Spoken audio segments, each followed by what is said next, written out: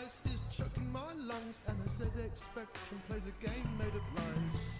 An American werewolf passes my way with the glow of St. Elmo's fire. Prince appears in his purple rain, whilst Madonna and Lauper, they just wanna have fun. Tom Cruise didn't need no surgery, Harley never took no Royce. A guy called Braben was coding a haven for some creatures he called the Fargoids. Living in the 80s, Grace Jones, she could break your balls.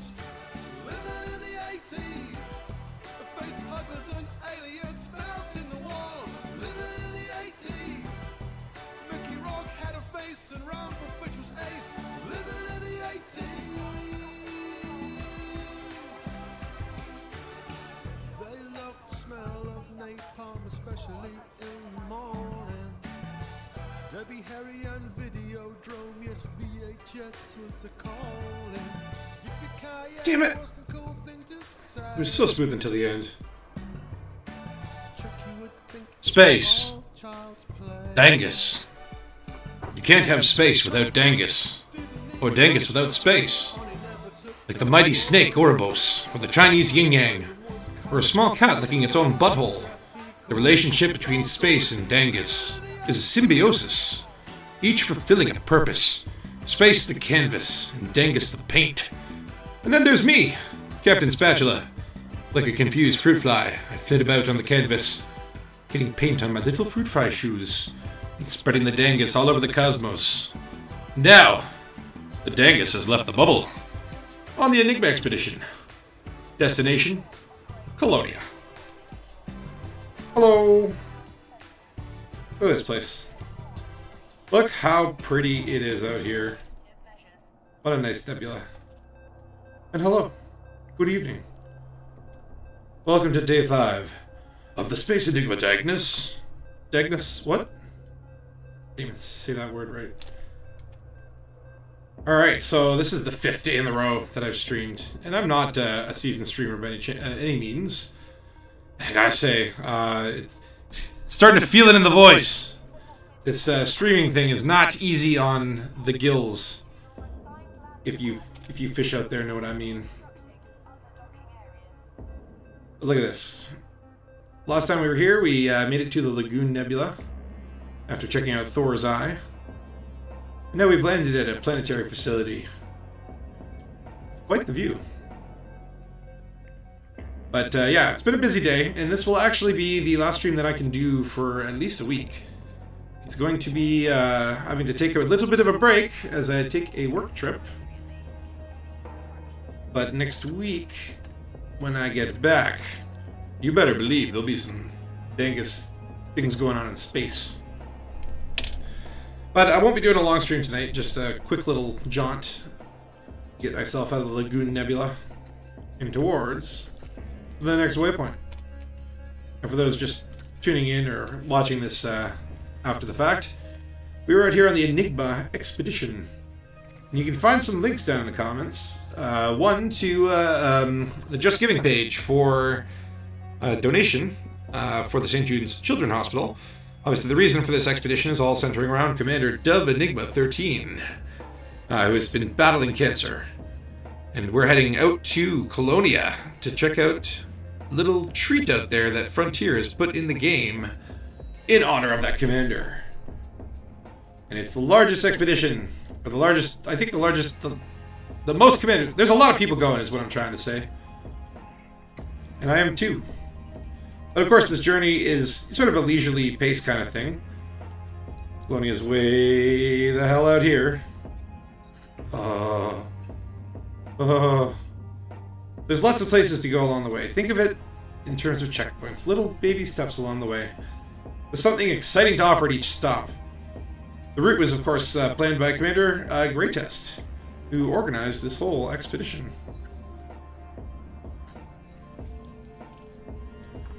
Alright. 36 jumps.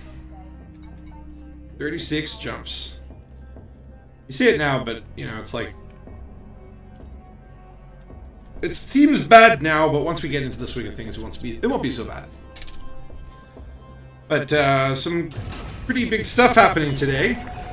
I was busy myself, so I didn't get a chance to watch, but Frontier made a stream that made a poo-poo talking about some of the Q1 patches that they're planning to unleash upon the universe. Is it too late to stop them? I don't know. But hopefully their influence does not extend past the bubble. In Colonia, perhaps we'll be safe from the developers. But they did talk about some changes to the universe, which are pretty exciting. And I did find a Reddit thread summarizing it. I'm sure I'll somehow find the time to watch that stream later on. Still have to watch Scorpius' stream from the other day, which apparently was very funny. But right now, time is of the essence. So I can't no lollygag in here. But I figured while we head there, maybe I can go through this Reddit thread. I haven't actually read it yet, so you can bear witness to my first initial reactions to some of the proposed changes. Shall we? Well, let's start. So, C and P changes. Well, I don't know about you guys, but I don't know if we should get into the CP in the Elite Dangerous universe. I think it's just disgusting, personally. Oh, wait. That's crime and punishment. Oh. Oh. Well. It's a little more general. I was thinking of more specific crime. But what are we doing for crime and punishment changes? Alright, they're attaching crimes to ships and not the commander. Gives the criminal flexibility. Now that idea, I'm actually kind of down with. I like the idea of having a wanted ship. As opposed to, you know, sort of you being the wanted target. Even though I committed the crime, it's the ship that's wanted, is a little bit of a weird concept. But I do like the idea of a hot ship. Oh, Scooby-Loo!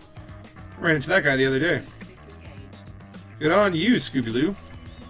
But, you know, the idea that maybe, you know, Jerry could be wanted, but only in the Empire, so he can never go there. Whereas my Python might be, banned from the bubble due to some heinous crimes. Forcing me to, you know, grind in a dolphin to try and, well... See, okay, let me go through the list before I start complaining, alright? It might be here. Number 2. Penalty to wanted ships. Docking as wanted. Will connect you to anon protocols. So, like, anonymous. So what are you gonna, like, memes? Which memes that security won't know you, but the services are lessened. Okay, well, keep in mind I'm reading a post and I'm also illiterate, so... I guess what that means is that when you connect to a station when you're wanted, your ship will have to dock anonymously, meaning you probably can't access the system services or something like that. Yeah, okay. I would prefer something maybe where, you know, the mission rewards are halved or something. Something that's not so brutal, but that could be interesting. Different types of crime. More things are locked with murder, etc. Okay, that makes sense. I like the idea of having terrible crimes and not so terrible crimes. You can be a villain in one place, but a hero in another. Sounds like an interesting... Yeah, okay. And fines don't become bounties. Okay. Yeah, see, I guess I understand the current bounty system is that you can get fines or bounties. I don't really know what the difference is between the two. I know that eventually bounties turn into legacy fines or something. And I'm not really sure how it all works. So, overall, I like the idea of them simplifying the bounty system. But, I don't know. 1 second here. Technicals. Just give me a second.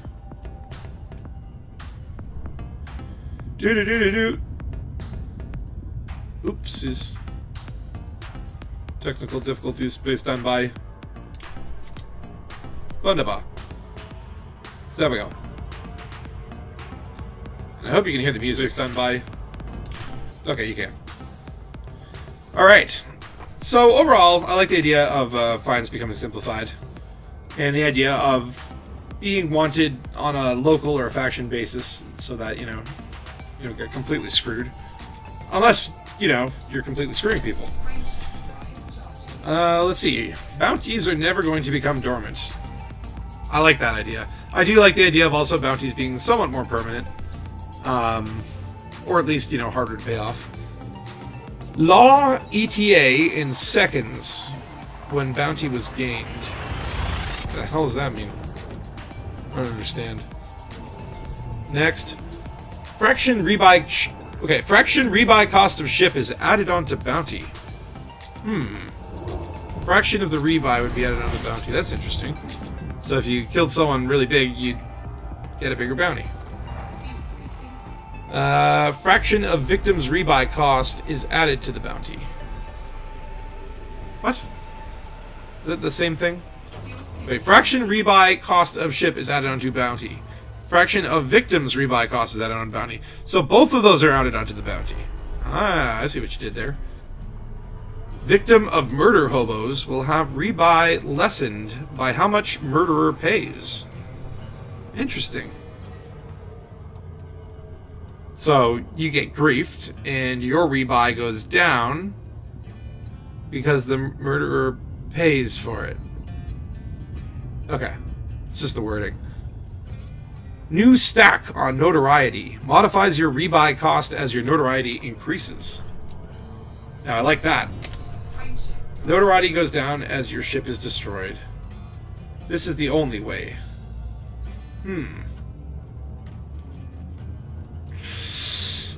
Okay, fair enough. I guess, you know, blowing yourself up isn't the worst thing that can happen, but, you know, what if you get an accidental thing? Oh, hi, Killer Spud. Hello. I'm just reading the CP changes that Frontier posted. Frontier posted live stream. I have not checked out the live stream, but I'm reading the summary and not looking at where I'm flying. Let's see. Where was I? So there's seeming to add some notoriety, and yeah, you know what? I had made a post in that forum thread when they were asking for feedback, and what I had put forward was the idea of a karma and notoriety system. Being that, you know, you do good things and you gain karma, and you can also do bad things and gain notoriety. And those two sort of stats definitely feeding into events and whatnot that could be happening. Like for example, people being sent to kill you because you're being a dick. Anyway. What are you saying? MO, it will go a ways to making open a bit more playable. Sure. You know what? I get you. Anything that encourages open is great. Which, by the way, that's what I'm doing here, playing in open while streaming. And you can come kill me, I don't care. It'll be fun.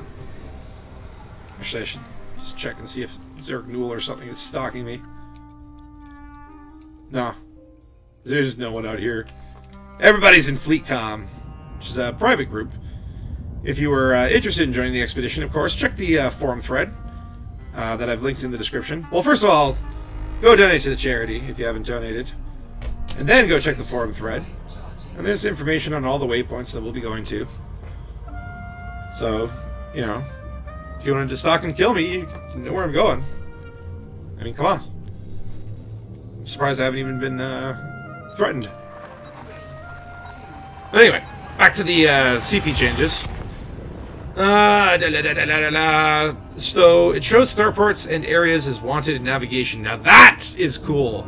I would definitely like to see a heat map of where I've been a naughty boy. Killer Spud says, me too, except I'm not streaming. I'm doing Reed's Rest at the moment. What's Reed's Rest? That's probably very close to me. I was just coming from the Lagoon Nebula. And yeah, we are seeing some untagged planets out here, but quite a lot more tagged ones. Probably on the same route as many, many others. Alright, so introducing superpower bounties. Oh god. It's power play. Ugh. I take her. Oh, shit. Let's see. Empire bounties you need to trigger by a lot of bounty threshold. Well, you know, I like the idea that, you know, if you do something bad enough within these local areas of a faction, that, oh my god! What are you saying? Oh, we dress as the other damage station. Oh, I see. But, yes, Obsidian should get all the love, though. Shame on you, Killer Spud. You should be helping Obsidian Ant, our fearless leader. He is the news!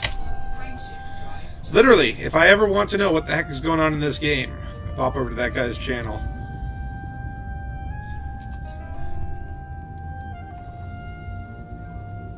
Got DNA decay here. Oop, shoot. Mother of Pearl! Let me use my computer! Okay, thank you. I'm sorry for hitting you. Hey, no worries. Streaming on the Enigma Expedition right now. Right meow. Right now.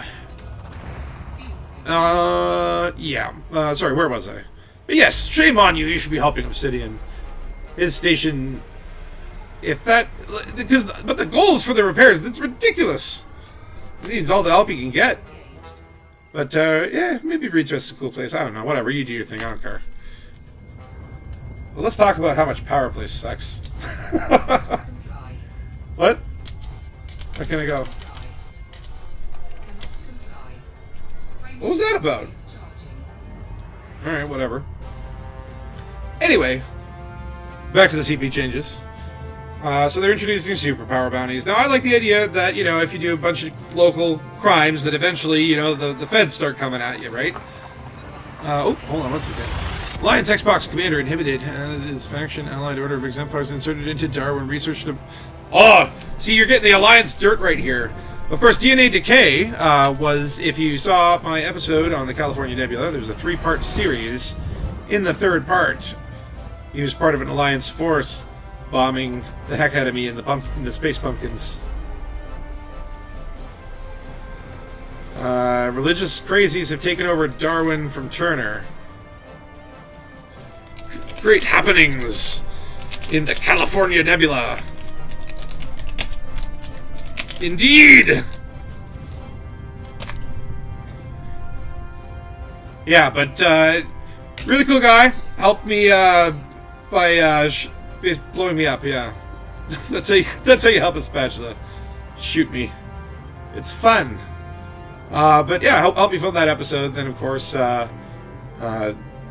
told me a lot about the lore that is going on with the Alliance involvement in the California Nebula.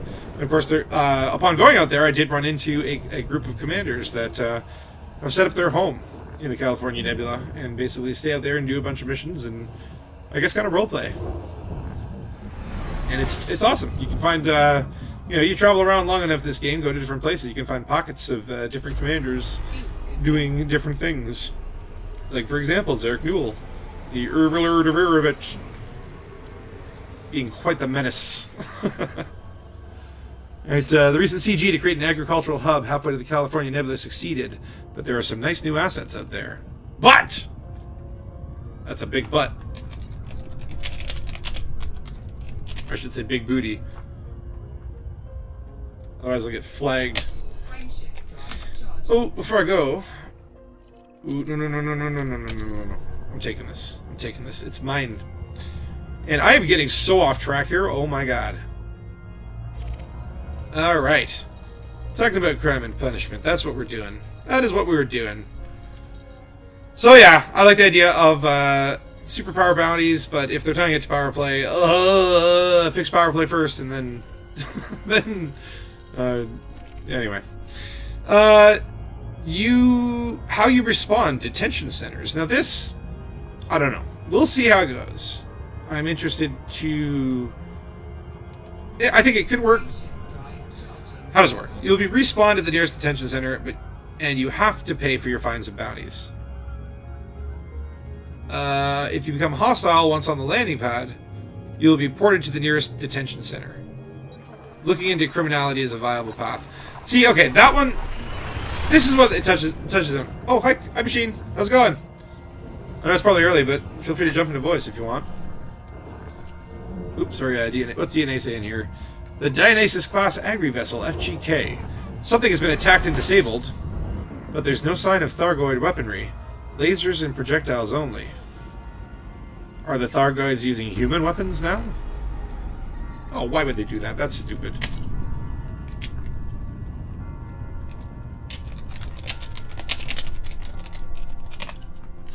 Sounds like a mystery. Yeah, cough up the dough, DNA. Give me that sweet mystery payola and I'll... Oh, no, I'm not abandoning the expedition. I'm heading to Colonia. You're on your own. Call Bradford! That's who you should call. Stupid Bradford. No one likes Bradford.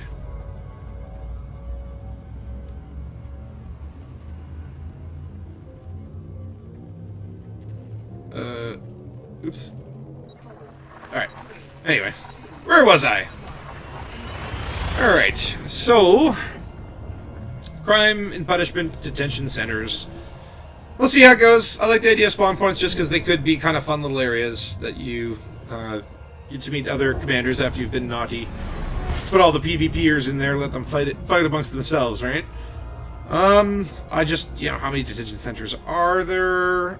And realistically, yeah, there's a lot of things. But, you know, we'll see how that goes. But you have to pay your fines and bounties. That's why, I don't know. Like, I like the idea that you can just keep stockpiling bounty and become more and more notorious. What's DNA DK saying? Well, that CG was run by Commander Saul, who you may remember from the ATC gossip columns is going out with Melanie, the Alliance traffic controller.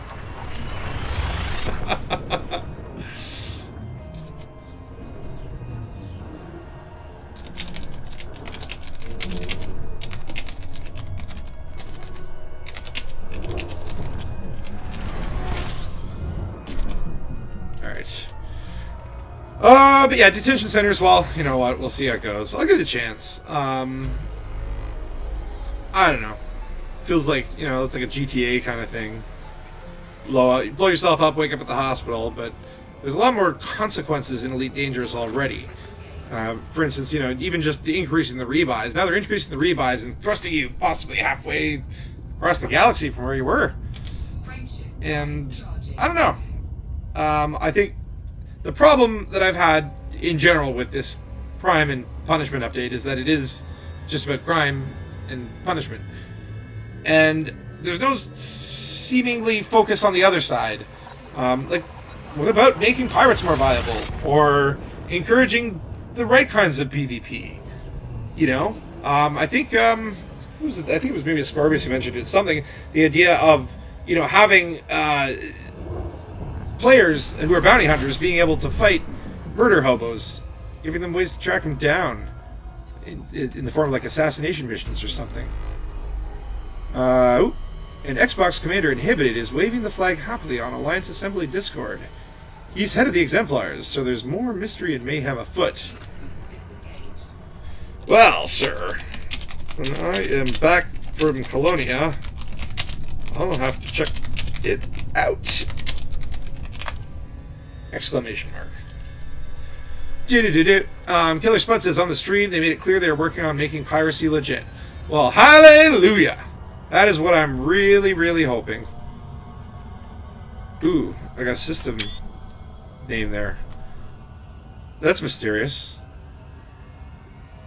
Snoofy LXR D5281. That's the halfway agri system. Noted.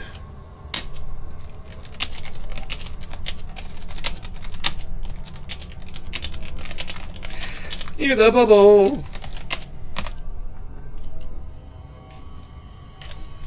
GNK out for a while. This guy's so deep.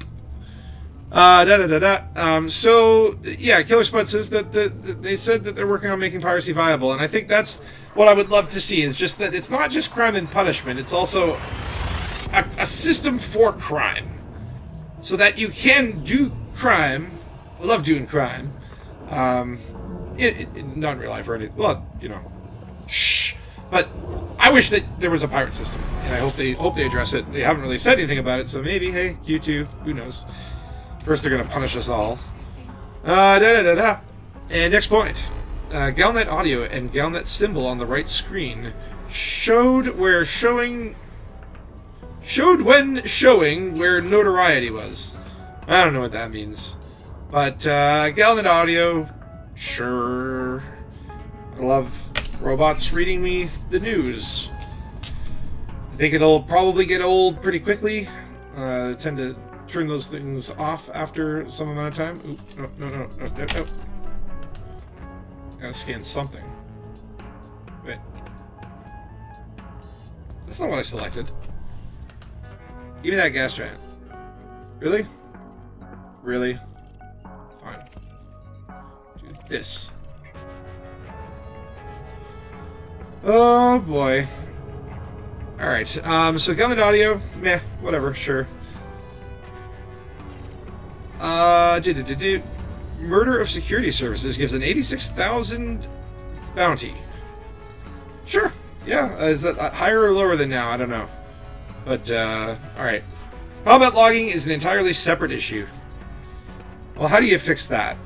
Really? You can't stop people from disconnecting the game. Cutting out their internet cable. My thought on that is, I think that when we're not logged in, our NPC crew should fly our ships around. At all times. Like, we should be persistent. And shot down as many times, and you log back in and you find out that all your money's gone. Because your crew sucked. That would be the most DANGUS solution. I'm just kidding. People would hate that. ATRs, or Void Runners, Blue Epaulets, etc., are heavily armed and engineered assault ships that will basically make everyone leave and die. Not available, but really hard to kill. Not unavailable, but really hard to kill. Not invincible, I guess. Ed was killed in an FDL within seconds. Well. Okay, so scaling security to the point where they send the god goons after you. Sure. I get that. If you're really being a menace, I think an in-game solution, like sending the feds after you and forcing you to, basically run, is pretty cool. In fact, that might encourage me to commit crimes so I could get caught by the mega feds. Keep in mind, this is a hot build. Ooh, it's a hot build! And the beta will change all sorts of numbers. Of course, yes, balancing you're talking about. Which we all know Frontiers, that's their greatest strength. Modules are also hot. Cannot put hot modules into a clean ship. Clean into a hot ship makes the module hot. That's stupid. What is it? Oh, that's the Discovery scanner that that censored me. It censored me. Excuse me, that AFMU that you were carrying when you murdered that guy. How the fuck do you know that from looking at the AFMU? What is this? This is not possible. This is dumb. Don't make modules hot. What are you thinking? Some of those BYU football players might show up. I don't know BYU. I'm supposed to know this. I don't know much about football. And wait, are you talking about UK football or American football? There's definitely a big difference. Both of which I don't really watch. Detention centers are always within close starports. Okay, I assumed that. They're not gonna just have the only detention center in the galaxy should be Sagittarius. Beagle Point, yes! Of all the detention center to be located within 50 light years of Beagle Point. And make that the new Colonia for PvP. Once you spawn there, you can never get back to the bubble unless you fly there manually in your Fertilance. Which people have done. Oh, I should be refueling. I should be refueling. Look at me, I'm paying attention. Oh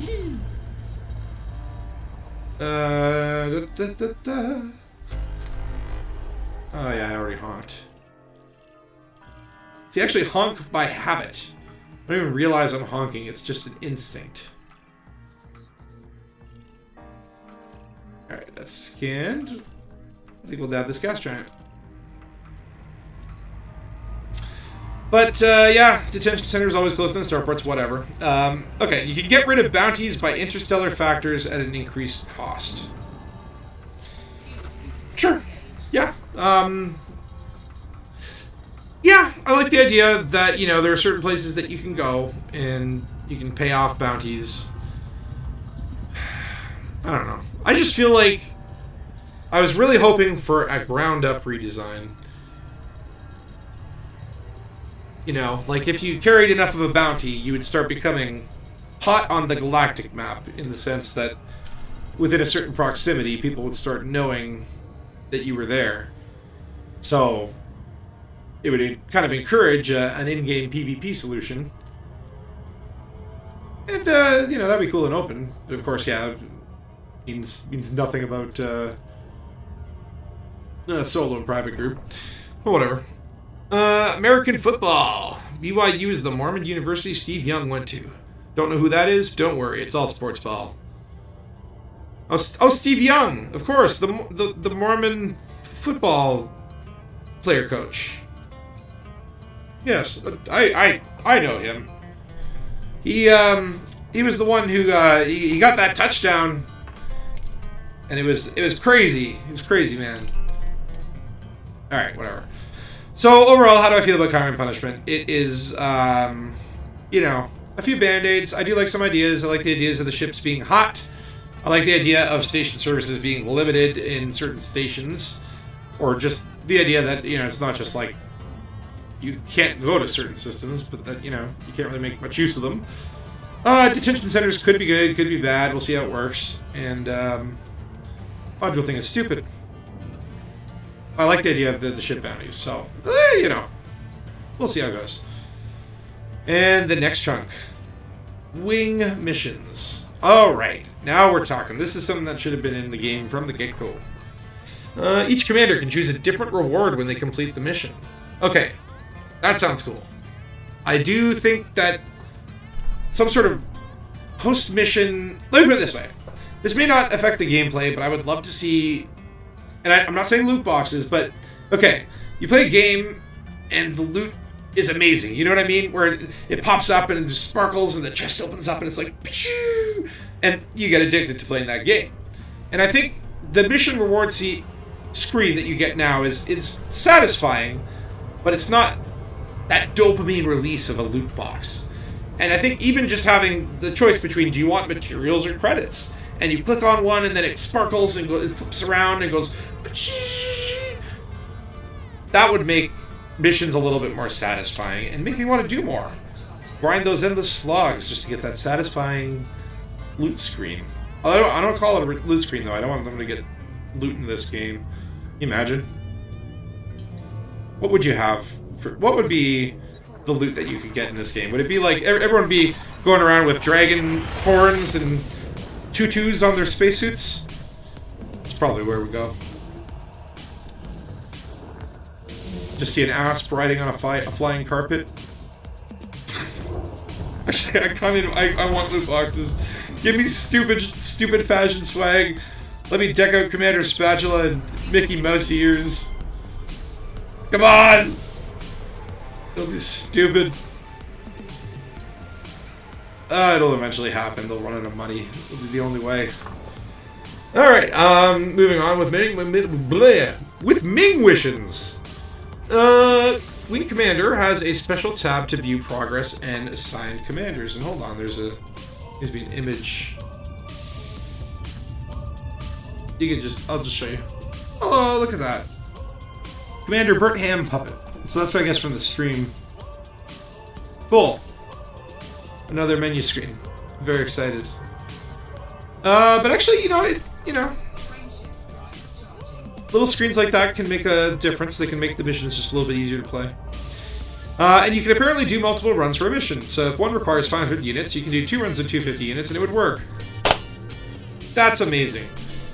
So now you can just be in your Sidewinder with your cargo space of 2 and complete a mission to haul 50 items by just doing it one at a time. I love it. That is in itself a great change. Alright. You can see how much everyone is taking live. Oop, okay, don't hit the star. Don't hit the star. What does that mean? So I guess, like, in your wing, you can see, like, oh, Buddy John here has 25 cargoes. Oh, well, if he's bringing 25, I only need to bring 20. I see how that works. Very quality of life. Then there's a wing mission icon. Again, let's see what that... Okay, that's not even worth showing. It just looks like a canister with... whatever. There are massacre missions. Massacre conflict. Assassination. Cargo. Basic missions that can be... So it's basically just the regular missions. So, congratulations, now you can share a mission in the wings. Something that should have been in the game a year ago. Oh, I'm sorry, Frontier, I'm being too hard on you. It is a wonderful game. Do-do-do-do. Alright. You can take wing missions as a single player. Why? Why? Why? Why would you do this? What is the point of that? That's so... whatever. Unless we're talking about NPC crew coming in Q2. Or being able to hire wingmates. NPC wingmates. Which would be super awesome. Do-do-do-do. So each person can accept a wing mission. So a wing of 4 can have up to 4 missions. Sounds more like a restriction than a benefit, but okay. So, okay, I guess the wing has, like, a group mission. Yeah, okay, alright. So the wing takes a mission to do 500, and then you go to that progress screen and you can see the bars moving up. So it's basically a mini community goal within a wing. Alright. I'm satisfied with this. Again, it's just like, I feel like this is something that would have been nice to see in, like, you know, 2.4 launched. But, hey, it's happening, and that's the important thing. What are you saying, Killer Spud? You can take a mission to deliver 1,000 units with or without a wing in multiple trips. Okay. Alright, so the wing missions is how you solve the... Yeah, okay. Alright. But, I mean, do they really need to be called wing missions, then? If you can do it by yourself? Should they just be called, like... bigger missions? Multi-missions? I don't know. I'm not gonna worry about that. Who cares what it's called, as long as it's cool. And at a certain threshold... at a certain threshold, you can accept a partial accept. Okay, so that's the idea of maybe completing half the mission, going, oh my god, no, this is going to take forever, and instead of having to fail the mission, you can just be like, well, look, how about this? You just pay me half, since I've done half the work, and find someone else and pay the other half that. Okay, yeah, I can see that. Sure. That's a good one. And that looks like it, although it looks like on Thursday, which is not tomorrow, but in the future, they will talk about the Chieftain, which is a new ship, which I think looks really super cool. Oh, I should be jumping, by the way. Oops, hold on. But the Chieftain is a really super cool looking ship. Down with seeing how that pans out to be. And see it in action. And of course they'll be talking about planetary visual improvements, which is the one thing that I am dying for from this patch, because I think that will, especially if this goes live during this journey, because we're doing a lot of Explorer porn as we're going along in the cosmos. And trade data improvements, which again is another cool thing. I would like the ability to be able to use the in-game features to figure out what's a good trade, as opposed to popping out into a browser. And the tech broker, which I have no clue. I have no clue. What does that even mean? The tech broker. Is this going to be another engineer? This is going to be another engineer, isn't it? Or, and I don't mean just like an individual engineer. I mean like a whole group of new engineers. Ah, crikey. And then the following Tuesday's stream, Engineers Material Trader. Oh, thank Christ. They're doing it. I think I was talking about that just the other day, where I wished I could trade materials. I think what had happened was I was there with Turgeon, and we were chatting with Greytest, and Greytest was looking for a specific type of rare material. And he had been playing for like 3 hours and couldn't find any. And Turgeon and I found one by accident. So instead of continuing grind, he traveled all the way to the Pleiades to pick it up. It was pretty funny. And Galnet Audio. Oh, they're going to talk about Galnet Audio. That's so exciting. It's a text-to-speech. Who cares? It's a nice thing. I'm sure someone worked very hard putting it in the game. I can read my own news. You don't have to read it to me. Oh, who am I kidding? We don't. I don't even know what they're doing. I just know the shadow of the idea. It could be cool, and you know, maybe if it's a nice sultry voice, it'll help keep you company in the cosmos. Of course, I am here alone and open. Nah. And heading towards the next waypoint. Oh, only 11 jumps. See? The time goes by. I will be calling it quits at the next waypoint and ending the stream. And then, of course, I am going to be away all of next week, and so I won't be streaming.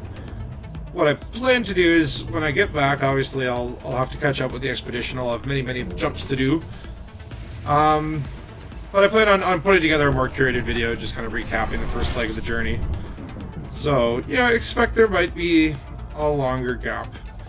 But I also have the last episode of my XCOM series that was edited, scheduled to launch during that time. So if you get really bored, you can watch Bradford's stupid antics. Stupid Bradford. Alright. Let's check out the system map. Let me guess. Yeah, 300,000. 300,000? No. I don't care. And that's where we're at. We're not even like halfway to Colonia, and I'm already like, meh. Where are we? So we've made it through the first sort of galactic void arm, and we're heading into a deeply richly populated starfield. You can kind of see that cluster of blue and white stars over there. I just start seeing more and more stuff like that as the sky itself changes. By the time we hit Colonia, it'll look like a completely different galaxy. Like the No Man's Sky universe. It's pastel skies. Yeah, look at that. It's a big cluster of big bright blue stars. Of course, which we seem to be heading towards. I wonder if that's actually the waypoint.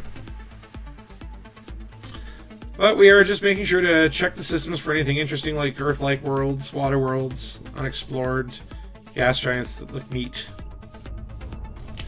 Other than that, not really bothering to scan anything too boring. Of course, once they do those planetary updates and the visual improvements, then maybe they won't be so boring and I'll want to scan them. But yeah, I'll be probably watching the developer stream. Or actually, no, screw it. I'm just going to watch the Yamix recap of the stream. I'll probably watch that after I finish up here. And really see if I can get behind some of these changes. But as it stands, you know, I think I'm just tempering myself, lowering my expectations for this change to the galaxy. A couple of minor quality of life features, a little bit of a gameplay change that might affect griefers more than myself. Yeah, just overall, nothing really spellbinding. Spellbounding. Spellbinding? Alright, we got 8 more jumps. Actually, let me just check the forum post, and I'm going to let you know... Let's see. What is the story behind this next waypoint? What is it? Why are we going there? What's so important about it? It is the Omega Nebula. Now, the Omega Nebula is a blue, red, and purple nebula located in the constellation Sagittarius, at a distance of approximately 5,500 light-years from Earth. It is a low-density cloud of partially ionized gas which spans some 15 years in diameter and has a mass of an estimated 800 solar masses. The Omega Nebula has been used like a dirty dishcloth. No, used as a waypoint for several major expeditions, including the Sagittarius Carina mission and the Distant Worlds Expedition. About 1,500 light-years to the next waypoint. So this will be the last stop before a very long stretch. And you can already see it kind of in the distance there, that very dark nebula, that dark stain on the brown schmear. And of course, all them bright lit stars over there. It should be a scenic waypoint. Machine, what are you asking? What was that station near the Spider Nebula? Oh, it's in, sorry, it's not in the Spider Nebula, it's in the Lagoon Nebula, which is just right by Thor's Eye. And, hold on.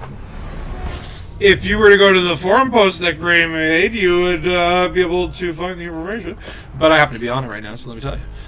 You want to go to the base camp of Tinny's Endeavor. Tinny's Endeavor. It's a planetary base. Or just when you get to the... Okay, when you get to the Thor's Eye, right? You go on... Here, I'm just going to show you. Alright. It's a machine. I don't know where you are, but you're probably over there somewhere. But you said you're at the Spider. So, there. You're at Spider. You go Spider to Thor's Eye. And then you... Well, dick around a bit there. Right there. And then you gotta go check it out. And then you go here to the Lagoon Nebula. And make sure that your shit is set to economy. So all these stars will look boring and uninteresting, and you'll see that there are actually a couple places that are blue. And let's see, the one that I went to was, I think, here. Go in, and it's this planetary base. Look for the bars, and those bars mean life. Yeah, a Bunsen terminal. That's the one that I went to. Oh shit! I didn't even go to the right meetup. Wait a minute. Did that register on EDSM? Hold on. Oh no! Don't tell me I have to go back. Hold on. Oh my god. Oh my god. Hold on. Can I? Oh boy. Oh, I may have messed this up. Oh, no, wait. The waypoint was Thor's Eye. That's right. It's going to be fine. It's going to be fine. But, yeah. EDSM is where a lot of this expedition is being tracked. It does also require you to plug this ED Discovery thing into your robot machine computer. And that will track the waypoints that you're going on. And let me just see here.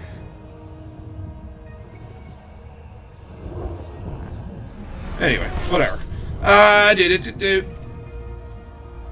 And we're still trying to scan systems and tag any interesting things that we see along the way. Whoa. Ooh. It's too far. I don't want to spend a lot of time. But yeah, just, again, if you're just joining us, I will be, this will be the last stream for this week, and for next week, I'll be taking a huge break. Oh, wait, sorry.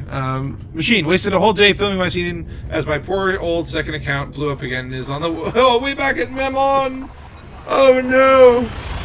Oh, no, Machine, that sucks. But oh, well. It'll be okay. Just, you know, do a double grind in your second account. But yeah, definitely it is going to be important to create some waypoints along the way to Colonia, lest we find ourselves in the Dangus.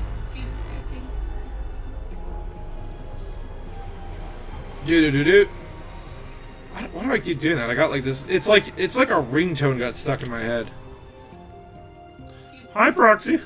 How's it going? Ooh, those look really far away. Like, look at all that space in between, right? You fit a whole solar system in there. Alright, we're gonna take this Jaskiant. I love Jaskiants. It tastes good. What up, Peroxim? Still haven't watched your stream either. Fuck. I'm so behind. It's hard to do life, and also, this stuff that I'm doing now, and other stuff I want to do. I wish I had a Tide Machine. If I would go back in time and invent the game Bingo. So I think that guy must be rich. Bingo is a multi-million-dollar industry.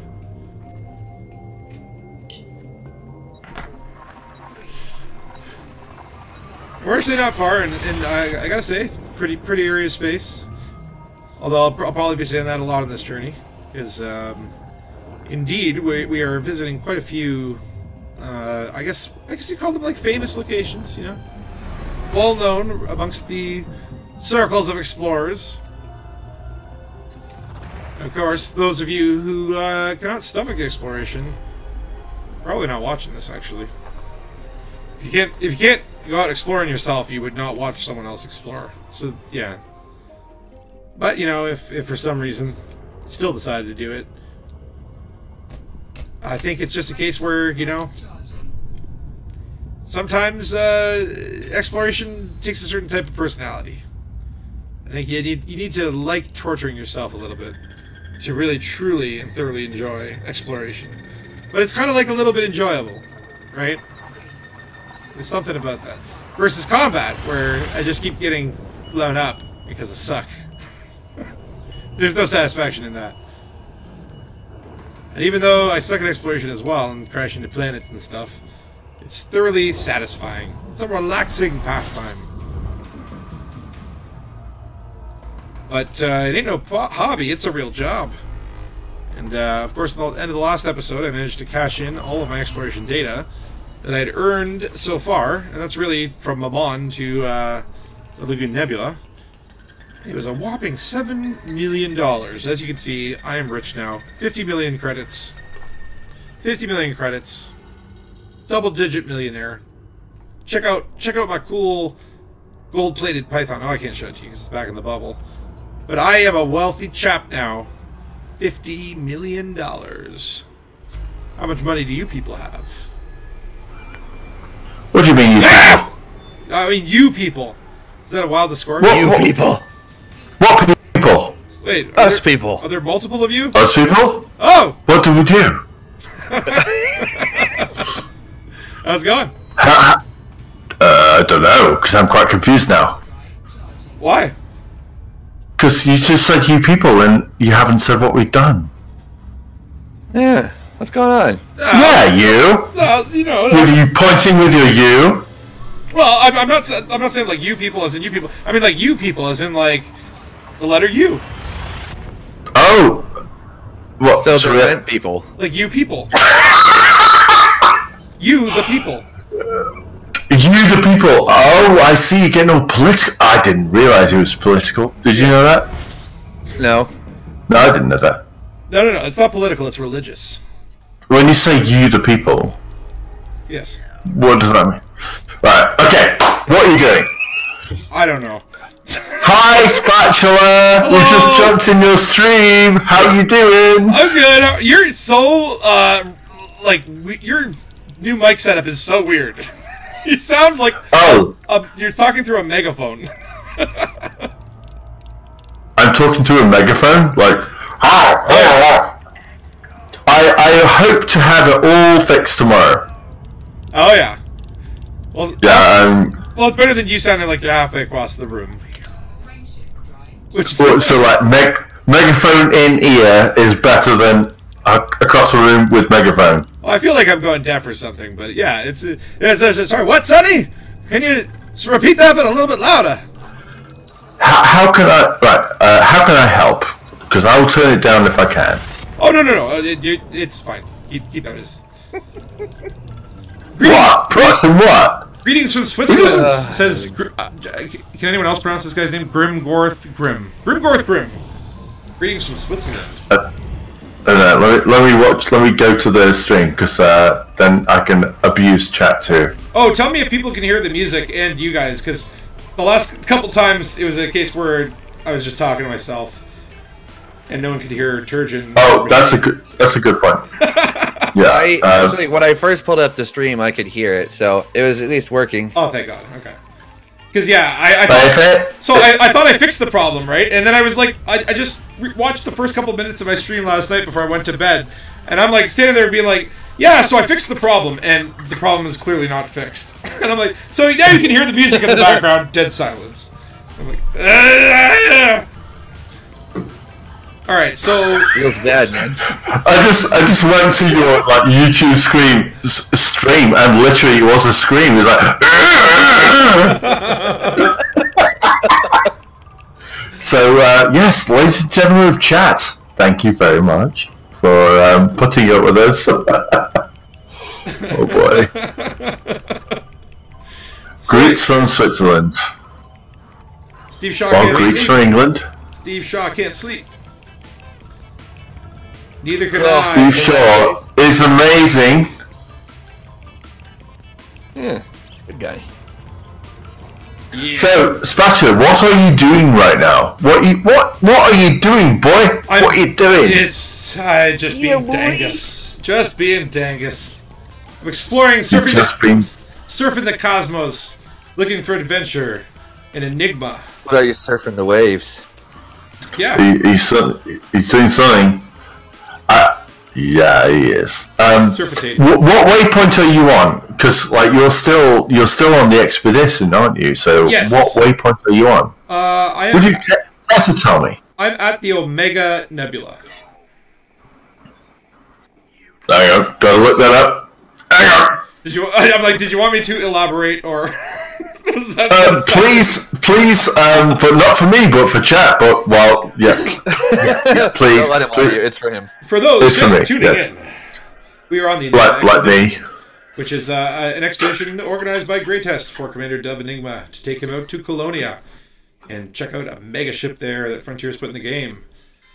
And let's see, I am at like okay, let's count the waypoints. So we started at Jackson's Lighthouse, and then we went to 46 Epsilon Sagittarii, and then the HD place, and then the Red Spider sector, and then Thor's Eye, and I forgot to count. Hold on, let me look at the forum thread. Steve Shaw says, "Get the Airwolf music back on." I can't guarantee Airwolf music is going to follow me everywhere I go. I can't guarantee that. It would be awesome. Well, let me see if I have a good Tom Cook movie. Tom Cook move. Oh my god.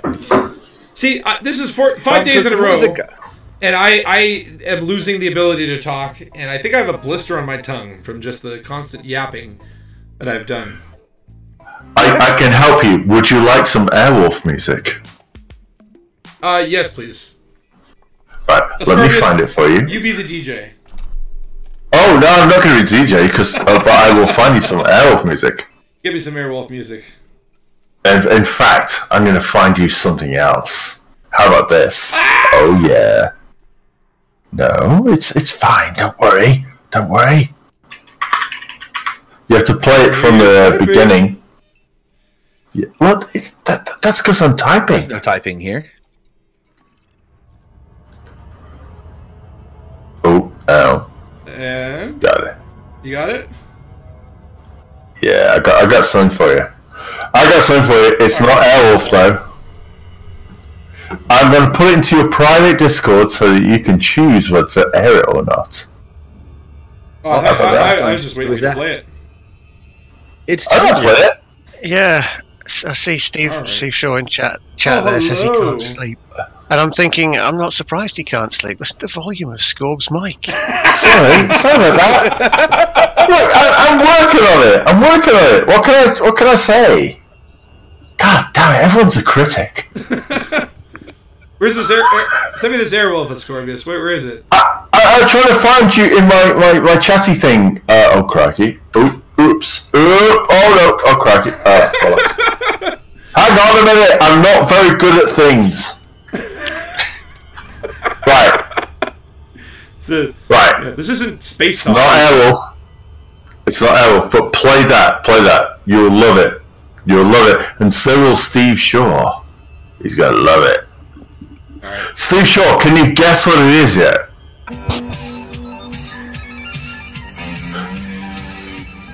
Oh, yeah. Has he guessed it yet? Has he guessed it?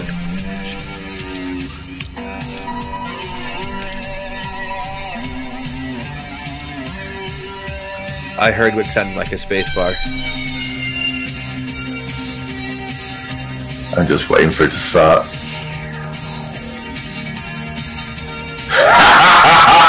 He's got it.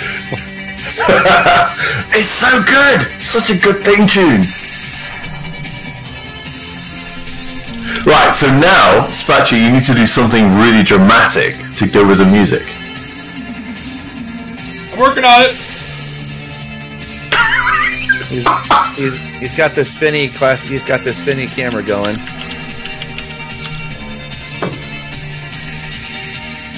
Oh yeah, Tangerine Dream. They did a great job of that theme tune.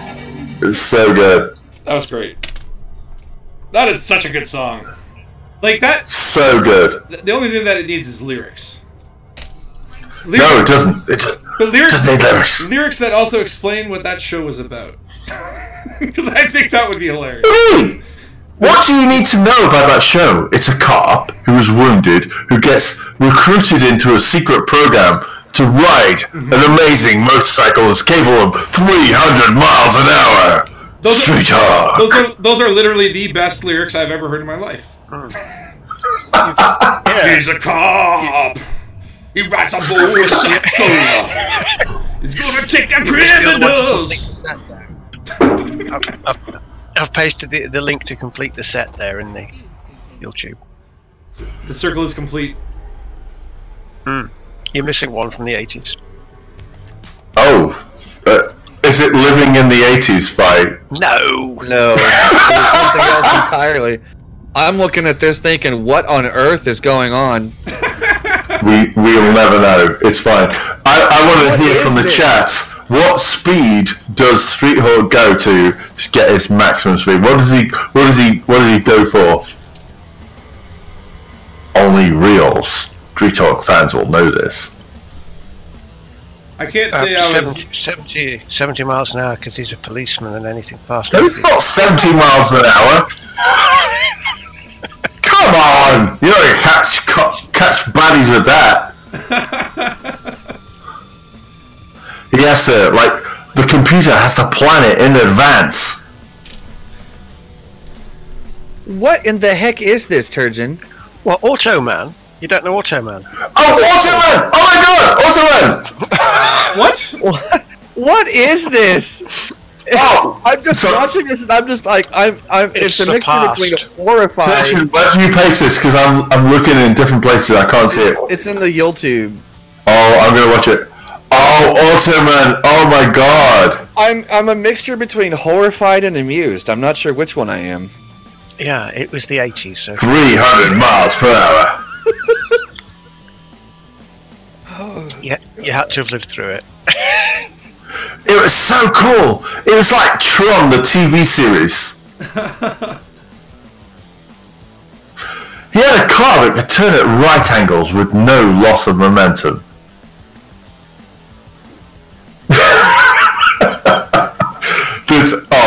We're going full on like retro now. What? We have to. How deep can we go? How deep can we go? Retro. Have we run out of the technological 80s? Well, we got Automan. I just did Street Hawk. Yeah, we did Knight Rider earlier and Airwolf. Yep, Airwolf. Yeah. So, what else can we do? Who made the Airwolf Elite thing? Someone did an Elite Airwolf thing. It was really good. I'm gonna say Machine because he's done a whole bunch of stuff. But... Yeah, he did a lot of stuff in that vein. It might have been him. Maybe. He did Blake 7. That's right. Yeah. He did, yeah. He did a really good Blake 7. Blue Thunder. Oh, I'm gonna find Blue Thunder. Good call. Good call. Gonna find it. Blue Thunder. Manimal was a weird one. A weird series, Manimal. Manimal? Does he turn into an animal? Yeah, it was... Machine says, it's not me! It's like, you just say his name and he just turns up, wasn't me! It's almost like, don't blame Machine. Yeah. I don't want to be the blame. What's up with this guy? I see a blue star, he's got his own little aura. I gotta go check that out. I can't remember what his backstory was, but yes, he turned into Spatula. You know what that is? What? That means that they're either A, super bright, or B, super big. Ooh. So they're either really, really luminous, or they're bigger than normal. Thankfully, I've got my sunglasses on.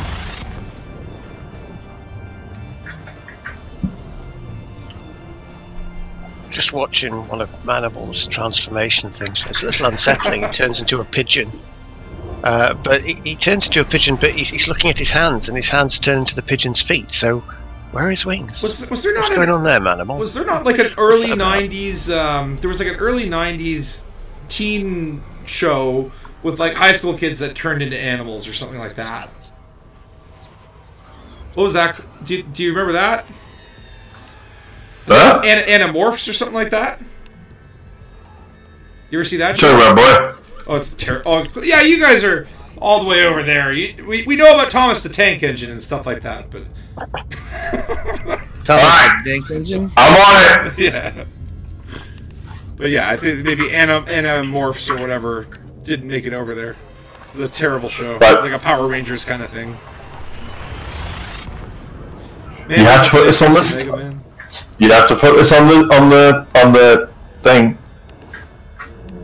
What are you sending me here, Scorpius? You got to put this on the stream. Go do it. It has to be done. All right. Okay. Right. We should really do this in a combat zone. What, the 80s compilation in a combat zone? No, Thomas the Tank Engine. Oh God, why? Because why not? Right, as you're scanning your star, or what can I say? I don't know what I'm doing.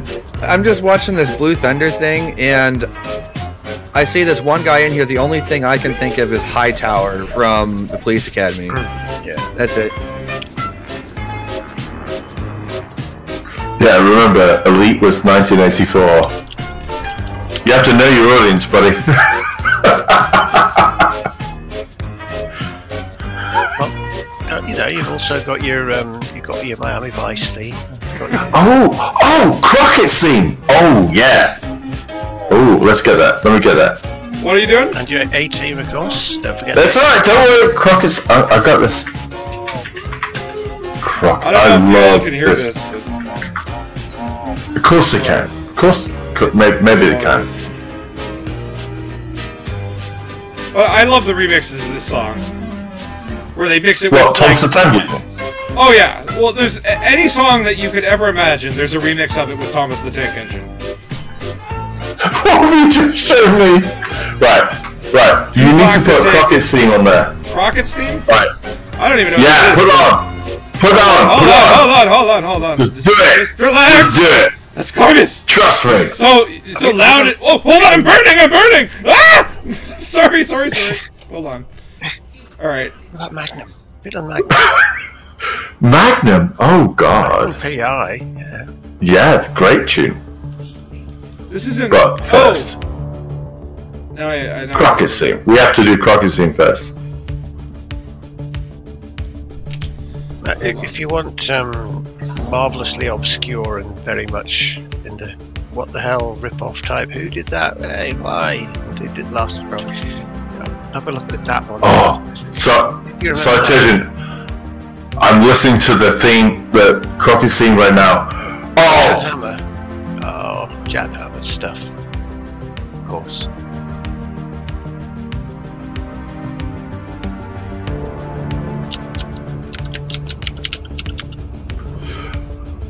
I'm watching what Spatchers do with the camera now. Like, he's just looking at his face with Crockett's theme playing. Perfect. Oh shit! I just realized that I've been recording this entire time since the start of the stream. Oh no! My hard drive! My drive! That's a bit too much. I don't want to edit all that footage. Are you sure? It's a little over an hour. It'll be alright.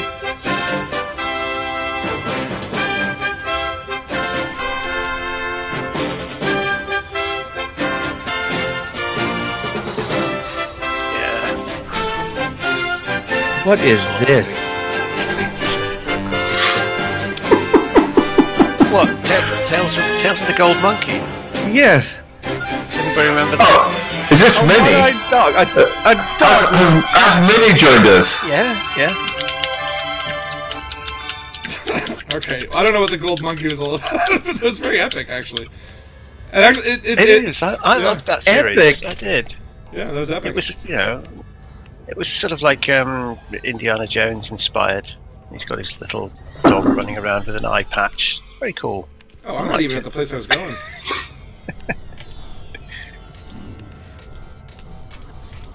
Why can't I? Oh wait, I know. With with the same 80s music for the show as every other show in the 80s. Yeah, it's the Gold Monkey. It just encapsulates that era. No, a show I remember growing up on was Remington Steele with the early young Pierce Brosnan prior to his James Bond days. In fact, I believe he turned down James Bond in order to do that show. Initially, Timothy Dalton ended up being cast as Bond for 2 movies, and then they finally got Pierce Brosnan to come back.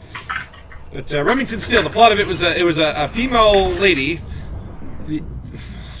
Jeez, what do I do? They usually are, unless they're Turjana. Well, yeah, unless they're Turjana, yeah. But a female lady starts a detective agency, but no one takes her seriously because she's a woman, and it's the 80s. It's the 80s, yeah. And therefore, so she makes up a fictional character called Remington Steele, who's her quote-unquote boss, and, she just does the legwork, and it's working. And she's getting cases, and people don't even know that it's a woman solving all these crimes. And then enter Pierce Brosnan, who comes in and says, "Oh, hi, my name's Remington Steele." And she's like, "Wait, what?" And he's like, "Yeah, I'm your boss." She's like, but I made you up, and mystery ensues. Of course, it got a bit schmaltzy, but it was a neat little sort of solving mystery show. I've just put you a little bit of sliced gold into your chat. If you want to play that, A slice of gold. Sliced gold. Matt Houston, that is an odd one station. But yes, Steve's quite right. Tales of the Gold Monkey was yes, you're a man from Star Trek the Motion Picture there. Captain Decker, it was indeed. And you've got, Matt Houston. I'd almost forgotten that with his porn stash. Very much a porn stash. Oh, man. Oh, totally, yeah. Are you going to play this? Because I want to know what people think about the new ships. And how they fit in the old... Do you hear?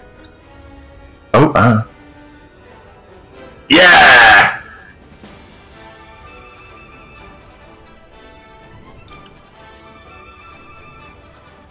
It's kind of strange me listening to the stream, like, with the delay, because then I feel weird. Yeah, I know. How long is the delay? About 5 seconds? It's a few seconds. I can't really listen to the stream because all of us are deafening me on the stream. Oh, of course. So yeah, it's hard. In chat, who remembers Thunderbirds? Not me. Yeah, of course. I'd love to know, because, like, Oxy, you have an international audience. I'd love to know who remembers Thunderbirds. I do. Do you know, I found some old 8mm film of Thunderbird reels, actually. Digging around in a box here in the house from ages ago. Because Dad used to big Super 8 movie fan, you see, and he used to show films for the kiddies, and so you get these little 5-minute Super 8 reels for black and white Thunderbirds and things. He used to put them on the kids. Steve Shaw's there. He says, "Yep, Thunderbirds." Jerry Anderson, who also did Space 1999, and the ships from Space 1999. Were designed by, oh god, what's the guy's name? Oh my god! My favourite sci-fi designer of all time. Geiger? No, not Geiger. Escapes me. But yeah. Oh my goodness. The name! Chris Foss. Chris Foss. Oh, Chris Foss. Well, yes, I mean, absolutely genius designer. Fantastic guy. God, it's Chris Foss. And if you buy a Type 6 and get the Type 6 paint kits that come with that, they are totally and utterly Chris Foss. The Eagle ship was originally designed by Chris Foss. Did you know that? The Eagle ship in Space 1999. Oh, look at that. They're listing all of them there in chat. Yeah! Oh, 5 or XL5! Fantastic! Space Precinct was brilliant. Space Precinct. Oh, Who remembers Starfleet? Who remembers Starfleet? Like for Star That's what I want to know. It's the only thing I associate with that. UFO, brilliant. well, you have to thank UFO for the haircuts. You know, the one particular haircut for the lasses that we have in Elite. You know the one I'm talking about, the one that should always be in purple. Well, she always had the purple hair. Yeah, it was Gabrielle Drake up on the moon base there. You have such a memory. Oh, Steve Shaw says you're not going to forget that one. The Starfleet by the Queen. Starfleet music by Queen. Yes, I know that yes! song. I know that song, but I thought they were talking about Star Trek. I thought it was like a Star Trek No, song. Starfleet. Oh man, Steve Shaw, you are my favorite. Oh my god, my hero. Amazing. Yes. Yeah. I thought I was the only one. Such a great show. Such a great show. Fucking Power Rangers, jog on. And then Queen did Flash Gordon as well. Flash. They did. Oh. And the theme for Highlander, Princess of the Universe. That was such a great time to be alive. Right, I'm putting the Starfleet theme song in your chat. I hope you're gonna put it on. Yeah, people, you go listen to it. I'd almost forgotten Space Precinct. I'm just looking it up now. Right, it's going in there. I hope you're ready for this, guys. I hope you're ready. Ready? I'm ready. Is Oxy ready? It's sure. Not Oxy. Is Spatula ready? I'm never ready, but you should just go anyway. It's in there. It's in there. Oh god, hold on. Are you ready for this? I'm actually not ready. Hold on. I'm so sorry about the mic. I'm working on it. Okay, go. It's in the YouTube thing. Oh, okay. Yeah, you play this. I love this. It'll be a second.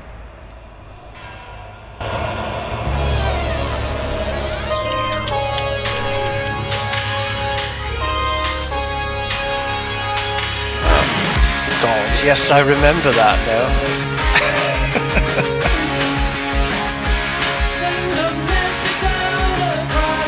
Love the floating heads in space.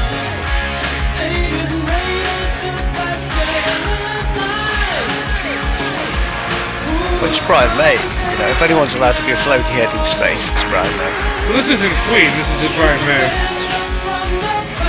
Was this post-Queen? There is no post-Queen. Yeah, how about that Queen, eh? How about this ultimate in cringe? Oh my god.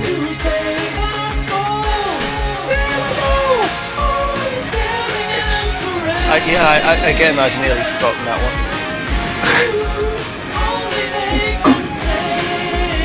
But it had some good ships in it.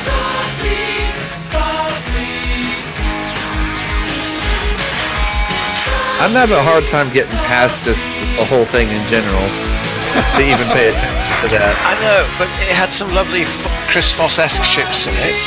Even if it had a lot of anime puppets, which is just, you know, what? Oh my god. This is a level of cringe I didn't think was possible.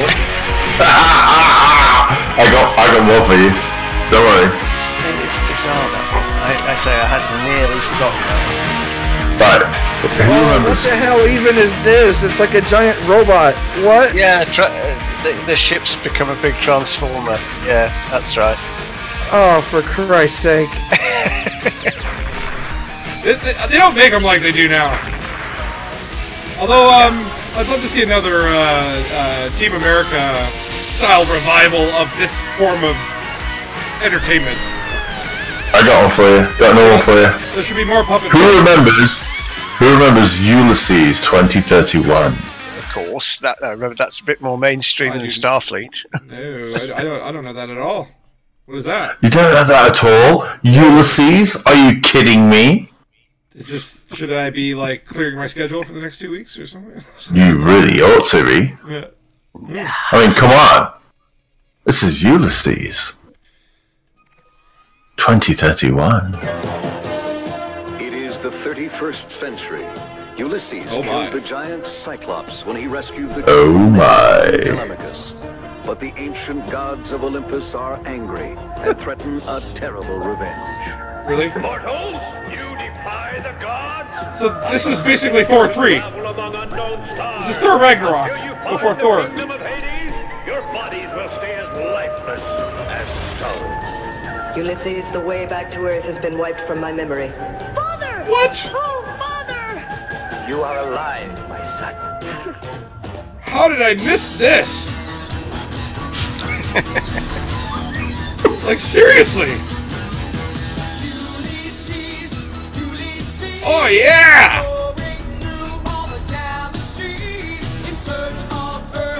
This is rocking! Was Ulysses about the same time as Jason the Wheeled Warriors?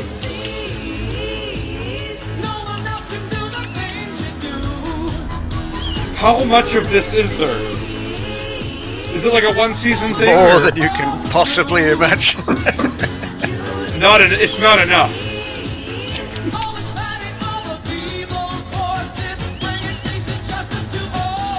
Yeah! What is Cum Steve Shaw? 26 half-hour episodes, it says. A French-Japanese collab. French-Japanese based on Greek mythology. Yep. Alright, I'm gonna watch this Ulysses one and see if this is just as dumb as the other one was. Oh no, this one is gonna make you want to watch that show. If you grew up on like G.I. Joe and Transformers and that kind of stuff. Oh, Battle of the Planets. Oh, yeah. Oh, no, not that one.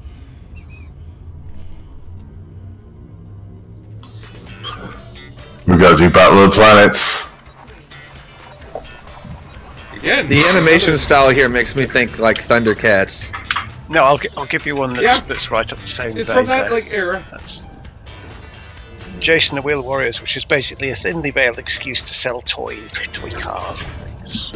I got you covered. I got you covered. Don't you worry. I got it. Ah! Yeah. Go for this. Go for it. You will not regret it. So good. Okay.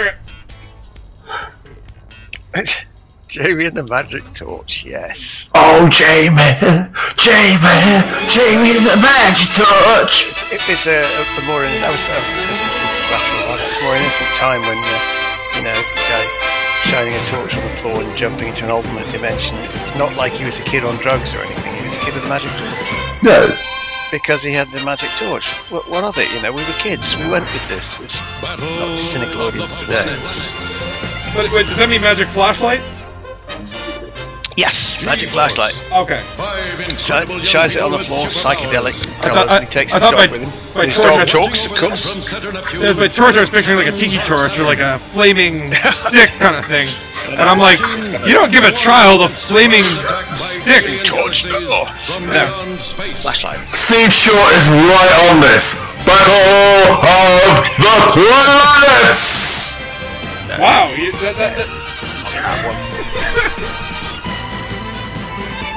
are you guys watching? Have you seen Terraform Mars? It's one of them Japanese shows, and it's basically the whole plot of it centers around they go to colonize Mars or terraform Mars. That's the name, Terraform Mars. And they basically put a bunch of cockroaches on there as like the first life form, because the cockroaches, as you know, can endure anything. And what ends up happening is when they go to actually colonize it with humans, the cockroaches have evolved into these giant man-like creatures, and they just murder everybody. And then it becomes a really big anime show, where people have like animal powers and shit. Okay. Like to deal with the cockroaches, they send a team of genetically modified humans that have bonded with their spirit animals on a genetic level. So like one guy has like the power of the silk moth, and he can fly and shoot silk out of his ass. Oh god. So instead of Captain Planet, it's Captain Galaxy. Christ. Yeah. But it's pretty good. The one thing I like is that all the different powers have ranks. So, like, you know, it's like rank 52. The what's that shrimp that shoots, that has the claw that goes snippy? The mantis shrimp. Mantis shrimp, thank you. Yes. I think the Thargoids are based on, yeah. How did you get that based on the shrimp that goes snippy? But, I just do. Oh, I know my arthropods, yes. Yeah. Just in case they invade the world, you know, you have to know your arthropods.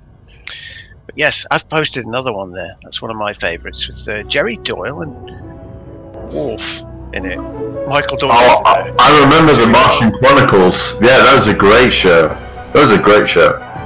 No, you want Captain Simeon and the Space Monkeys. That's what you want. Ooh, I'm getting really far off the. Who remembers the tripods? I tried to forget that one. The tripods, is that from War of the Worlds? Yes, they shouldn't have made that series, really. It was a strange thing that they did. Oh, I got one. I apologise. My microphone is really clipping. I'm so sorry for everybody's ears. I apologise for the blood and all that pain. Well, I solved that, Batula, by right-clicking on Scorpius's name and putting his user volume at 50%. That works, yeah. Captain Simeon well, and the Space Monkeys. Hold on. Is he that loud on the stream too, or is it just? I thought it was just me. Oh, he's at 200%. Why don't I just put you? I'm like at 2,000,000%. How did you get yourself to 200? 96% for you, sir. That explains that. just take you down to 20%. You'll be a little tiny voice.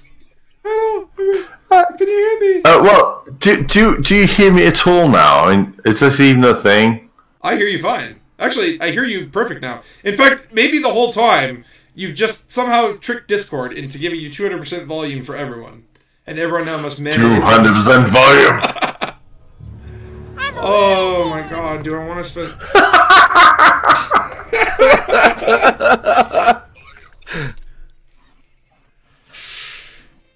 All right, I think I'm going to jump. No, I'm not going to make it to the next waypoint, but I'm going to jump a little bit.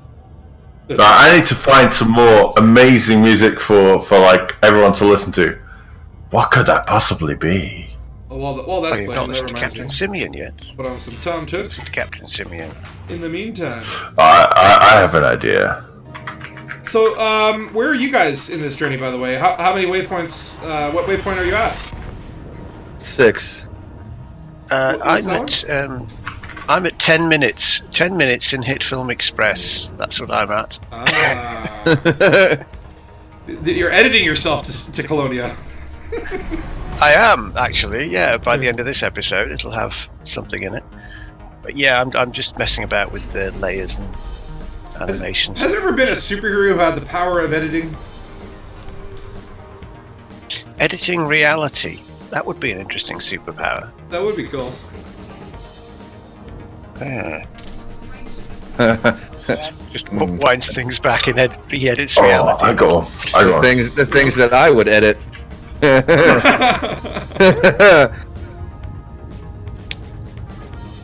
Well, I mean, he can control time, he can slow down time, speed up time as needed. He can take out entire scenes. So just time lapse through all the stuff you don't want to put up with. He meets the criminals at the factory, and then all of a sudden it just cuts to the jail, and they're like, "How did we get here? I cut you." Yeah, there was an odd film that I remembered once, had George Segal in it, where people had a strobe gun that essentially zapped people. They just sort of lost half an hour of their time. Yeah. So from the perspective of the people who were zapped, it was really weird, because they're just driving along in a car and suddenly they wake up and they're in a road accident at the side of the road. All things have changed and they go, what the hell's happening? Because they've just been hit with this strobe gun for 30 minutes at a time. It's quite entertaining. Wow. Alright then, Spatula, I got something for you. What you got? Put this in there. What you got for me? I got something for you. Give it to me. Don't tell anyone. Don't tell anyone. Give it to me. It's in the chat. You're gonna love it. You're gonna love it. That's a good one. It is a good one, right? That is a good one. It's happening. Yeah. It's happening. Where nobody goes stands an ancient castle. Deep within this dank and uninviting place lives Burke. Hello. Overworked servant of the thing upstairs. Feed me. But that's nothing compared to the horrors that lurk beneath the trapdoor. For there is always something down there, in the dark, waiting to come out.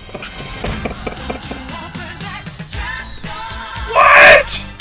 You're a fool if you dare. Whoa! I did not expect this.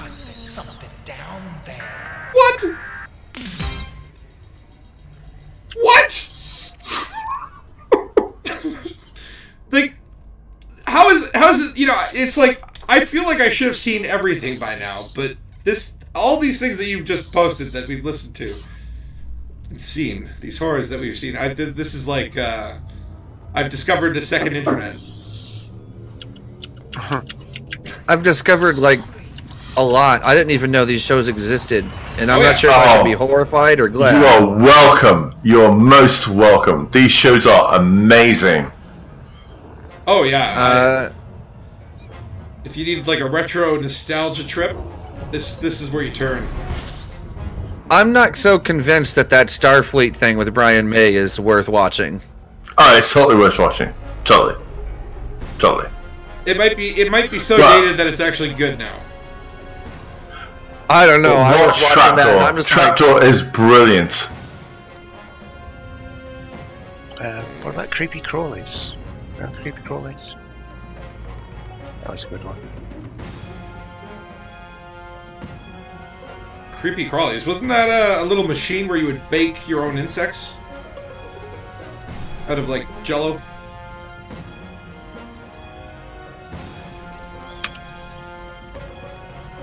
Did they make that into a show? No, that was it was an animation by Cosgrove Hall. People that also brought you things that you probably have never heard of, like Chorlton and the Wheelies. Now, Chorlton and the Wheelies. Danger Mouse. And Danger Mouse, of course. Danger Mouse, yes. Right, I'm gonna find Danger Mouse for you guys. Because Danger Mouse is brilliant. And no, but before that, I'm just... This show would freaking terrify me. This show would... if I'd seen this as a child, I can't even... that's to stop right now. Those animated plasticine spiders? Watch that one. Watch Chorlton and the Wheelies, the intro. This better be eye candy. I better see kittens. Kittens on tits. Kittens. I'm sticking this in your thing. Putting in your thing. Not to be confused with kittens with tits. Hey, you blew up the thing. I'm putting the in thing. Hold on. I'm still on the previous thing. Oh, sorry. Unless you want me to do both at the same time. Not at the same time, that would just be weird. It's happening.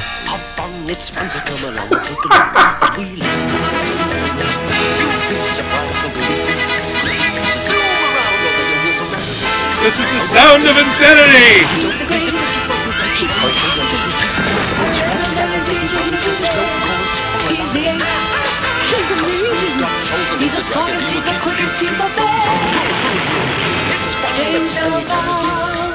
This is very efficient! I am enjoying two things!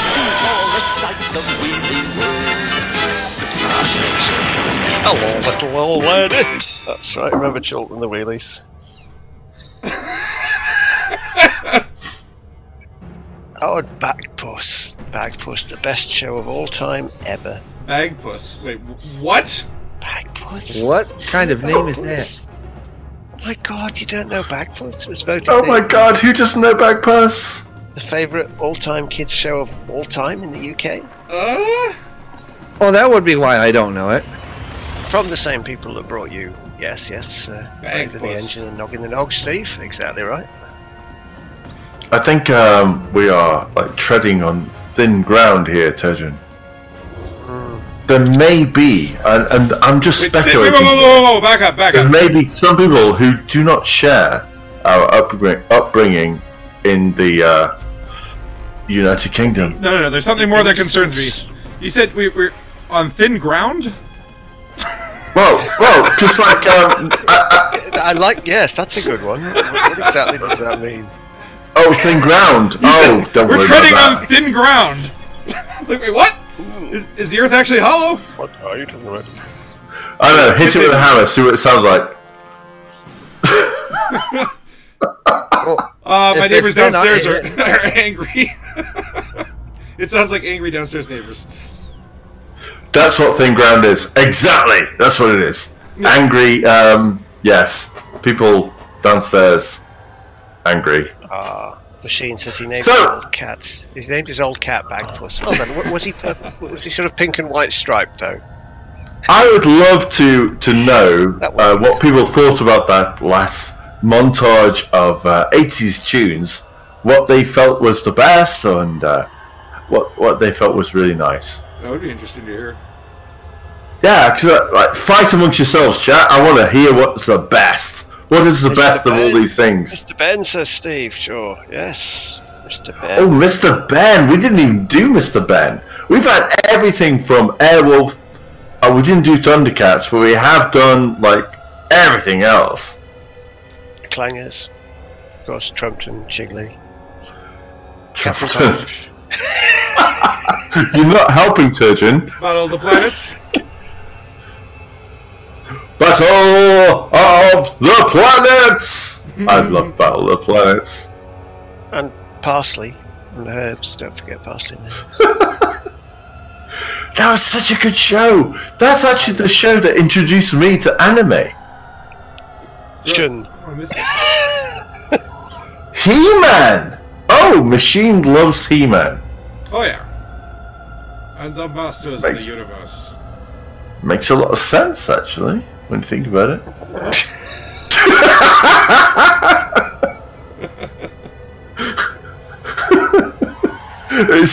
It's so easy making fun when he's not here to attack me. He's bigger than me, you know. Come on, Machine, jump in the chat and defend yourself. No, don't do that. Don't do that. Do it. Do it. No, don't do it, because then I'll have to be nice.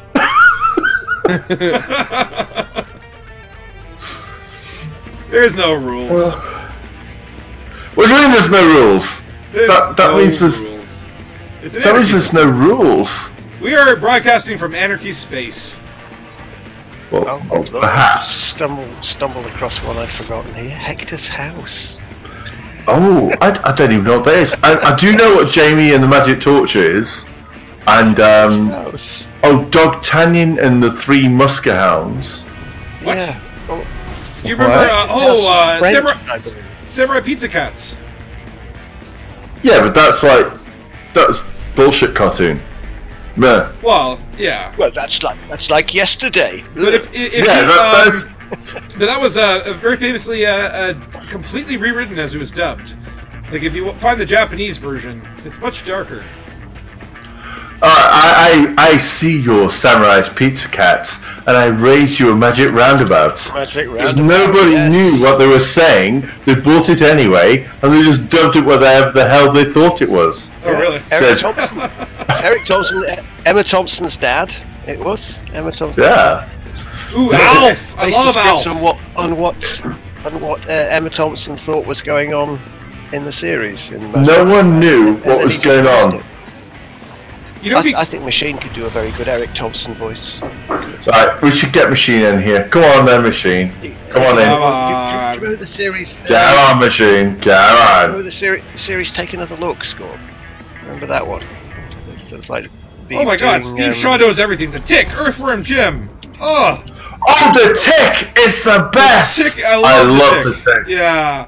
The Tick is amazing. Hey, well, tell me, Scorpion, have you seen the new Tick? I haven't seen the latest attempt to. I have. It's so good. It's so good. Oh god, I still haven't seen it. Okay, that's what I'm gonna put on my list next. Let me just put a pin in that right now. It's not quite like the cartoon Tick, which was galactic level amazing. Yeah, that is one of my favorite shows. Amazon Tech is just really fucking funny. You lot just shut it. Okay. Hey, Machine again! Uh-oh. Look who's here! It's the voice of the Magic Roundabout. He's come to life. Yeah, he is. You could easily do that if you wanted.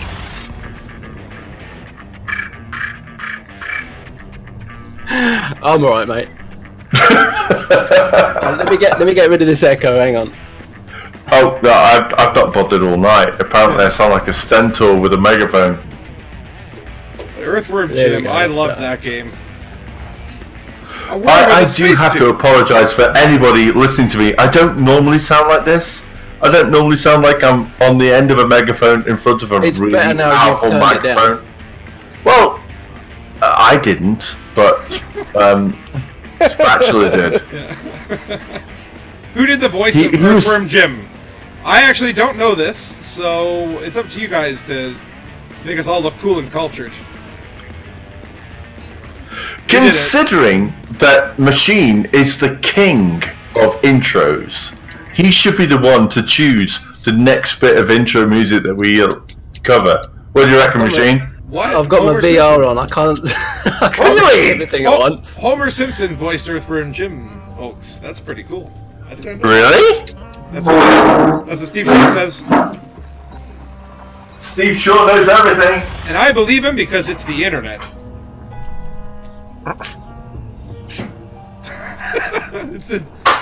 Even have no reason to choose something, right? Yes, Machine, you're up. You're the DJ now. Yeah. So what are we doing? Machine, you're the DJ. You gotta pick the best intro music. And I got one after you go. One of my favorite intro themes from that era. But you go first. And considering that I don't know how many people are aware of Machine's earlier work, he has really done a great job of making intro videos for all of our old favorites, like shows. And he's done them in like an Elite Dangerous kind of way. They're amazing. If you haven't seen them, go watch them. Stop They're watching fantastic. the stream. Go to Machine's channel. Watch all those videos. No! Don't stop watching the stream. Watch them after the stream, and then you'll know.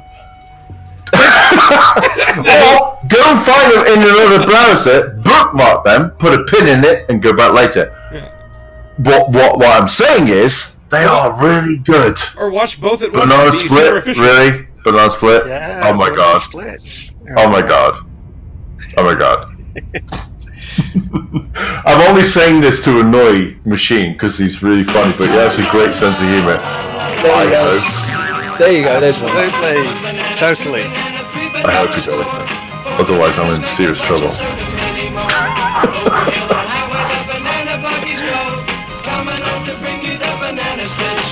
No, I've been sulking today. I've been sulking because I lost my DBX again and all my data. That's enough of that. Oh. All right, so we got Machine's pitch. We got Machine's one. Yeah, I've told you about this one before, Spatula. Interesting. Yeah. This is the predecessor to Thomas the Tank Engine, wasn't it? What was that? What was that German one with the like robotic egg? What? God, yes. Engelbert, no. What was it? Ludwig. Was it? No. Ludwig. That was weird. That was it. Yes, completely. Yeah. And finger mice or finger mouse. What happened? Oh, stop playing. Oh no, that was it. So Ivor the Engine. All right, okay. So I got one. This is one of my absolute all-time favorite. I don't know if you know this, but anyway. Without further ado. Are you ready?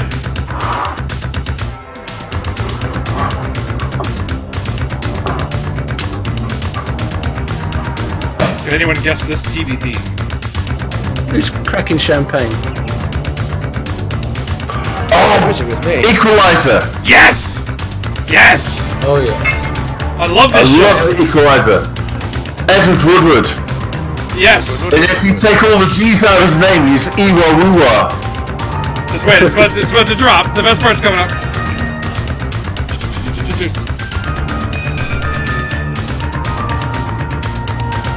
Like, isn't this theme just amazing? It's by Stuart Copeland in The Police.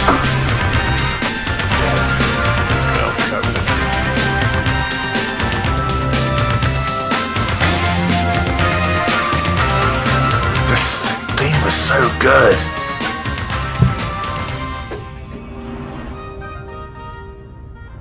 Yeah, so that is one of my favorite intros to any TV show ever.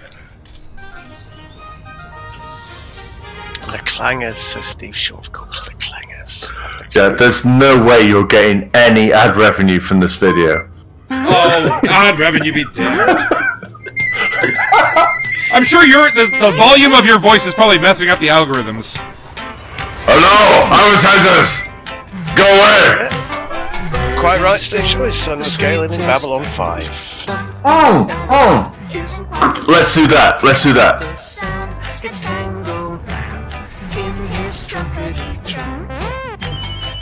What did you link us, machine?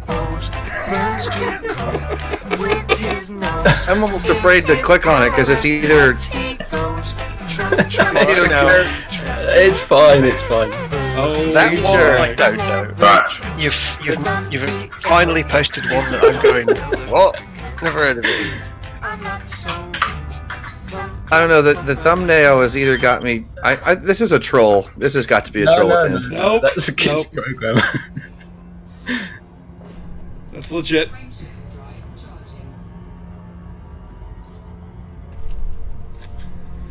Ah, I side-turned a little. What the heck? What? What happened? You okay? This is terrible. What'd you do? Yeah. After my Oh, you're listening to it now. Yeah. Yeah, it's one that the kids watched. Oh, right. Kids them to will watch Bagpuss. anything. Oh, they're too old for that now, aren't they? No, they're not. You're never too old to watch Bagpuss. No. They only did We're not. 6 episodes, was it? Or something like that? I think it was 13. 13 in total. Oh, yeah. I think so. Yeah. 13 bag pussies. Let me just check. I'm finally at Thor's Eye. Yeah. Oh, you just got there, eh? Mm-hmm. From Thor's Eye's quite pretty. February There's a black hole 74 there. to May 74. Yeah.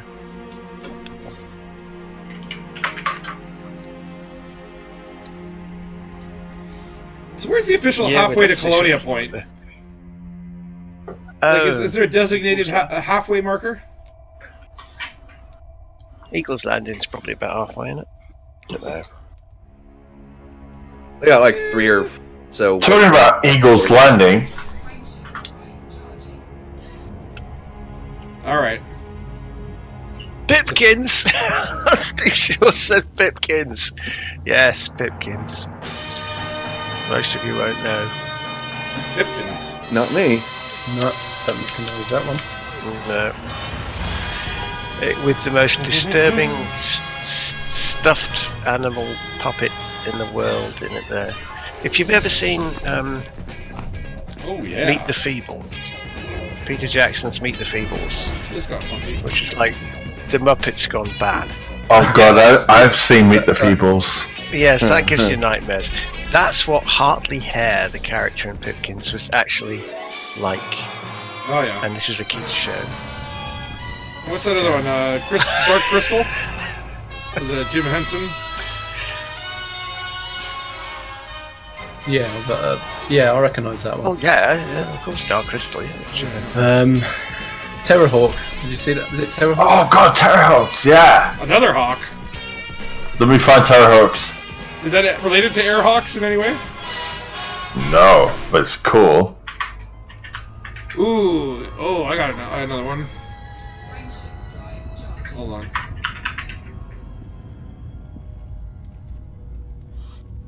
What about this one?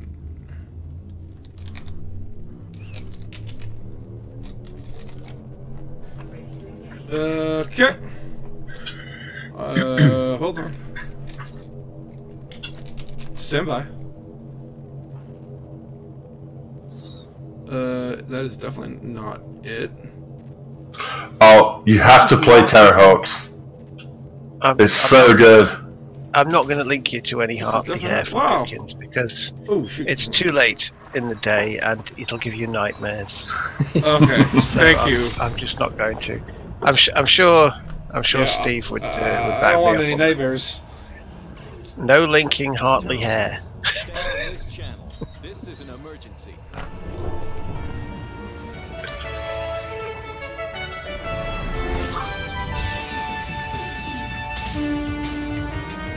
Ooh. Oh my god. Okay, I need to send some of these to Tom Cook. I'd be like, give me one like this. It's almost like Basil Brush, isn't it? Hartley hair. No, this is Terrahawks. Yeah. This is fucking amazing. It's like a sort of nasty street version of Basil Brush with a foul. It looks like he's got myxomatosis. Yes, he does. We always thought he had some horrible disease, Hartley hair, and there's always a nasty double entendre going on with what he says that the kids wouldn't notice, and you think, dear God, it's like some creepy, nasty uncle that you don't want near your kids. Never get away with this stuff now. You never want that creepy. It's like it makes Basil Brush look like a positive gentleman by comparison. Right. Just don't go near Hartley hair.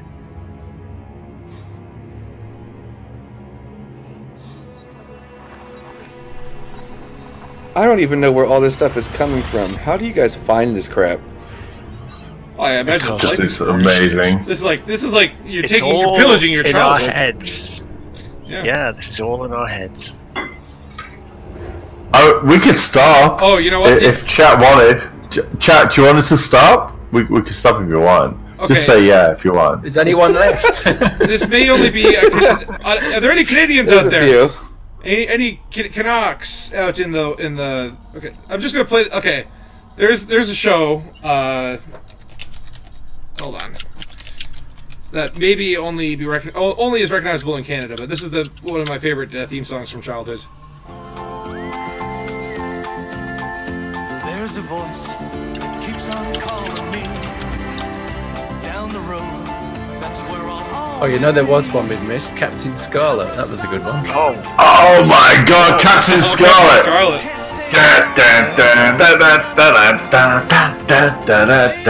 That was going to be our next video, actually. I think it was going to be that. But... Littlest hobo there going on. Oh, yeah. Thank you! Thank you! Someone else knows the show! I know that one. Yeah, we know that one. Love that show! I actually rewatched it with a bunch of friends at a cottage, and there was an episode where the dog basically finds an orphan baby that gets caught up and kidnapped by a bunch of random criminals, and it just like the plots of the 80s and 90s shows were just incredible. Dog saves an orphan baby from a couple of random small-time criminals and brings him to a church. Like, how does he know these things? He's just a dog. Well, he learnt it from Lassie, didn't he? Yeah, he had the same teacher. Yeah. You're gonna put Captain Scarlet up next. Yeah, I'm working on it. Yeah. Gonna get really good on. Link me, boy. Oh, Joe Knighty's got a wicked tune as well. it does. Yeah. Right, I got one to stick in it, but Turgeon beat me to it. Oh my God! You've got the voice of the Mistrons. Too slow. This is the voice of the Josh Hawkins. Josh Hawkins, Mistrons, yeah. See, because before I was actually going to do the. This is the voice of the Hawkerons. Fargoids. It's what Gwydion's based on, you see. Oh, I see that, yeah. The Mistrons, sworn enemies of Earth, possessing the ability just to need a bit more an echo. exact likeness of an object or person. But first, they must destroy.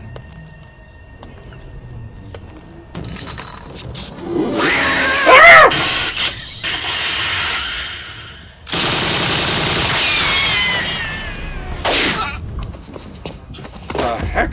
What? Leading the fight, one man fate has made. You and I are like watching this at the same time, and I'm just like Captain Scarlet. Even. What? What was that cutting? What was that editing? I don't know. What? We know that you can hear us. Turgeon, is that you? You attacked our complex on Mars. Really? And you will pay a heavy price. Our next act What even? What? will be to destroy Yeah. the city of London. Yeah, no, you wait for the music. It's. You have to wait for it. This is too good. It's so good. The city of London. Yeah. This isn't. What? It just cut off. What was that? Yeah. I've never even heard of it. You know. What is Captain Scarlet? It's just like He's another one of them indestructible. Thunderbird No, he's shows. indestructible. You know What's how his Blade backstory? is like a vampire that's on the good side because he survived being a vampire, as it were. Okay, yeah. That's like Captain Scarlet. He got Mr-Onized, but he survived, so... Okay, he so what is a work for the Mr. On? people. He's a goody baddie. A goodie bag. Mr-Ons are a bunch of Mr. aliens. From Mars. From Mars. An anti-hero. The Earthmen destroyed their base planet. Yeah, it was a classic misunderstanding, you know. They opened fire when they shouldn't have. Captain Black. Captain Black it was, yeah. You know, basically you shouldn't send a bloke called Captain Black on a first contact mission. It clues in the name, really. But anyway, so you send Captain Black out on this contact mission, and he ends up shooting the Mr-Ons, and so they blow him up, and they resurrect him or reincarnate him as their prime agent. And This is the voice of the genital jousting. Genital jousting. Oh God, here we go again. Not my fault. You cannot blame me for this. But I can blame you for anything.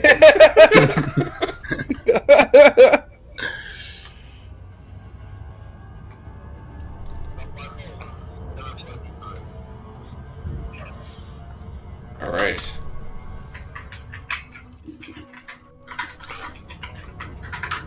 And I think I'm gonna cut this out. I was gonna cut this out much earlier, but then you folks showed up. Where do we want to stop this journey?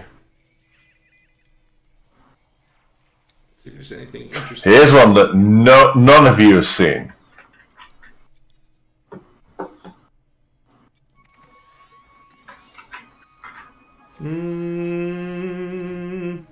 I go here.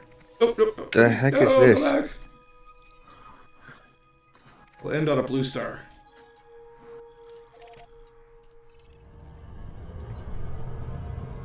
Oh, bugger. Scan it, scan it. I can do this, I can do this. No!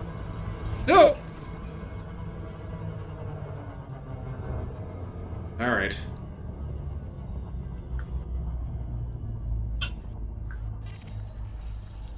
So, did you guys watch the Frontier stream? Yes. A little bit. No. It was too choppy here. I had to give up. I was gonna actually just watch the Yamik stream instead for the information. But what did they talk about? Anything cool? Any news on that front? No, it was just all crime and punishment stuff, and then they went on to Wings, didn't they? Right. I was with Yamik. There's a lot to cover, so they're doing it again on Thursday. Yeah, that's Thursday and Tuesday. Next Tuesday. There's going to be a Thursday stream and a Friday stream. Notice they have something called the Tech Collector, or the Tech Agent, or the Tech Man, the Technical Support. Yeah, the Tech Broker. Yeah, what does he do? What is that? What's a Tech Broker? I'm guessing that's the materials. I don't know. Yeah, he does some techie things that are technical. Well, I'm guessing he's the materials trader that we've been told about. No, but they have materials traders scheduled to talk about next Tuesday, but on Thursday they're going to talk about the Tech Collector. Or whatever he's called. I guess we'll find out before long. He just fixes your internet connection. Yeah. That's a bit dodgy to me. It's $199 for extra instancing. If you say to him, I'm having trouble with my printer, he'll fix it for you. Just like, do we have trouble with tech in the game? I don't think we do. Trouble with storylines. That's all we need. You could put like. I heard you had some tech. I'm in the market for some tech. Have you got any tech? You know, high tech. It's like bring out your dead, isn't it? It's like, bring out your dads. Bring out your dads. You got any dads? Bring them out. I don't want to go on the cart. I feel happy. No, don't listen to him. He's not with it. I feel happy. I feel happy. You know, like it's donation. Mate, it's anything you do. Just like sort him out, yeah. Just sort him out. Can we have your liver then? Live organ donation. That's what the tech collector's about. Just can we collect tech whether you want them to or not? That's one of my favorite Monty Python sketches. Well, could we have your liver then? My what? Your liver. Is this the right room for an argument? No.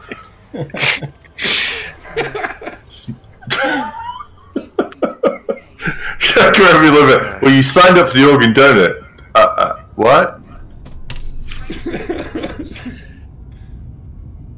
Space madness indeed, Jacob. Space madness. Oh yeah. Oh yeah. That's it. Do I have space madness now? Because I've not really been that far. 3 days ago, and I've already succumbed to space madness. I'm just rolling with it now. Spatula, I don't think anyone's going to believe that now you're suffering. Like, let me back up. Now you're suffering from space madness. Like, let me back up again. No one is going to believe that. Pause. It's a spectrum, okay? It's a spectrum now of space madness. You're suffering from space madness. Well, you see, that's the secret. That's the secret to dealing with space madness. You see, you go mad before you go out there. Oh, I see. That's how you handle it. You go mad before you go out there, and then you're not going to go mad from space madness, are you? Yeah, but is there like space madness? Does it like couple itself up and double itself up? It's like prison. Space sanity. When you're in prison and you do something, commit a crime, they send you to prison, which is a prison inside of the prison. I'm not sure if I understand this. This is now getting really weird. It's almost like last night again. That's solitary confinement, isn't it? Are you guys determined to break my brain? No. Solitary confinement is different from prison. But then if you commit a crime in prison, prison, and anything goes there. Prison. Yeah. No, that was why does my mic have an echo? Because I have two voices. Normally, I actually have to... Because you're in prison. That's why. I have to edit myself into mono just to stop that problem. I don't know. If I have an echo, I'm sorry. I don't hear it. But it's no worse than me. I'm compressed. You might be running two streams in two separate tabs, Conovar. I'm suffering from compression. Spatula's the MD. He's announcing the bands tonight again. The what? That's... the bands. You're up on stage going, yeah, let's put your hands together. That's what you do. You go out and announce the bands. That's why you've got some reverb on there. You're allowed. Yes, that's right. Yes. I really fucking love this band. This band is the fucking greatest band. Give it up for. That works. Tenacious D. That's Oh, I love Tenacious D. So that was the intro to like what was it, Master? This is a song we just made 10 minutes before now. We call it Master Exploiter. Yeah. I love Jack Black. He's amazing. I would love to meet that guy. He's pretty good, isn't it? Yeah. I've heard really good things about it, and I'm like, I wrote that off immediately as I'm like, oh, it's a remake of Jumanji. Why even bother? What are you doing? But then I saw the trailer, and I'm like, that looks fucking terrible. But then everyone's saying it's pretty good. So, I guess I gotta give it a chance. Have you seen it? Is it any good? Who's seen it here? I haven't. Who has? I think Turgeon's gone really quiet, is he? Or is it just me? No, what? Oh, have I gone quite quiet? Oh, no, I have to with my mic down. Has anyone in chat seen the new Jumanji film? No. Speak up, folks. It's okay. You're not going to get beat on for it, because like we really want to know. Just want to know if it's good. I think Spatulous Mike is verging on the... There's a baby crying in Chalet 5. Could the parents of the baby in Chalet 5 please go and see to the baby? That's what the Echo's verging on there. Attention! There's an anaconda... Or wait, no, sorry, there's a T9 icy wiener docked in the loading bay. Yes. That was great. Ghost Giraffe. Did we get that thing in where it was machine ship? No, we didn't. Oh, we didn't get a chance. No. Oh, it was gonna be. Docking in the rear. It was. You know what? We were lucky to get that finale finished, weren't we? Really. Honestly, yeah. Let's talk about that because I was like, I don't know what happens if we don't save Christmas. Like, what happens? You were well ahead of the game, though, Spatula. You were good. Nightmares over that. Yeah. I you know what? It's like I knew that it was going to be a time crunch through the holidays, so I did as much as I could as early as I could. Yeah. But you know, even then, there were still some tweaks that I sent to Turgeon, like pretty last minute. Like I had to get Obsidian Ant's lines and cut them into the footage, right? And I was just nervous. Monstrously bothered because throwing something together at the last minute and going, no, that'll do. That's what I can do. Yeah. I don't suffer from a Scorpius syndrome of perfectionism. In that regard. What? If there's a deadline looming, I'd just go, no, there you go, that's close enough. I could have had a better crack at that, but I just figured because I had looming migraine, I thought I'd better get something out, otherwise it could be nothing, and Christmas would be doomed. I was like, that would be terrible, because like there were so many of us doing it, and then like the finale wasn't finished, and we were like 3 videos away. It was like 3 days away. I was gonna completely remaster the credits and everything as well, but no, I thought no, that'll do. Get that out now, and it's good enough. Yeah. Let's go. It's the safety. Don't risk it. Don't risk it. It's Christmas, for crying out loud. I was really worried that people would think, oh, Scorb hasn't like told anyone about what he's doing or shown anyone because he's such an asshole. No, I'm just like, I had no time. Oh, I knew you were. It came down to the last minute of the last knuckle of the last hand. It was like, oh my god, ah! This is the only time I had. And then I pressed the button, and that was it. That's all I got. That was the end. That's all I got. Greatest was saying to me, do you want to nudge Scorb and see how he's doing? What's he going, is he going to get this done? And I said no, because I said I know exactly what he's doing right now. Yeah, he's working. I'm not going to bother him. I am not going to disturb him. He's rendering a truck. Yeah, so I said no, I'm going to leave him to it. I know he's going to come through at the end. So while everyone else was like buying Christmas presents, just so everyone in chat knows as well, while everyone else is buying Christmas presents and looking after their friends and family and loved ones, we were crucifying ourselves trying to make videos that only a handful of people in the world would ever watch. Yeah. Because we love you guys. So much. So much we love you. That's how much we love you, because it was that important. It was just really nice to do something for this amazing community. That was a really cool project. Who was #1 then? Who got the most views? Well, I assume Yamix and Ghost Giraffe because of their built-in audience. Yeah, it's going to be theirs because people have this habit of going, oh yeah, let's watch their video, it's great, haha, and not watching the rest of the series, not noticing the fact that this is like episode 5 or episode 6 of an entire series. They go, yeah, I'll watch that, that's great, and then they just don't watch Hey, you know what, there was probably, there was a ton of spillover anyway, and to have those two guys come in and do, I was like really happy because they're two amazing guys, and having them in the project was great. Absolutely. But no matter what happened, it was actually a really fun, fantastic thing that we did. Yeah. I'm so happy, and you know what? We're gonna find people who are gonna find it and watch it over the years. Over the years, anyway. If anyone in chat hasn't seen them, I would advise you to go and watch them later after the stream. Go to Turgeon's channel. In 40 years' time, you'll have a bunch of YouTubers chatting away in Discord and on YouTube, showing our videos. Yeah, and I'll be there. I'll be there. What are you saying, Machine? What are you trying to say, man? I only make videos because I think people like them. So if they like them and they have fun, that's all that matters. If they have fun at Christmas and we make good videos, that's all that matters. If people love them, it's brilliant. If they don't, so fuck them. What? Well, there's that too. But this year is going to see the new season of My Mostly Aiming Show. It's going to see a new season of Turgeon's Travels, and I'm pretty sure it's going to see a new season of Machine Stuff. I don't know what your show's called. But I don't think Machine Stuff is a particularly nice name, so you need to give me a better one. Machine Stuff.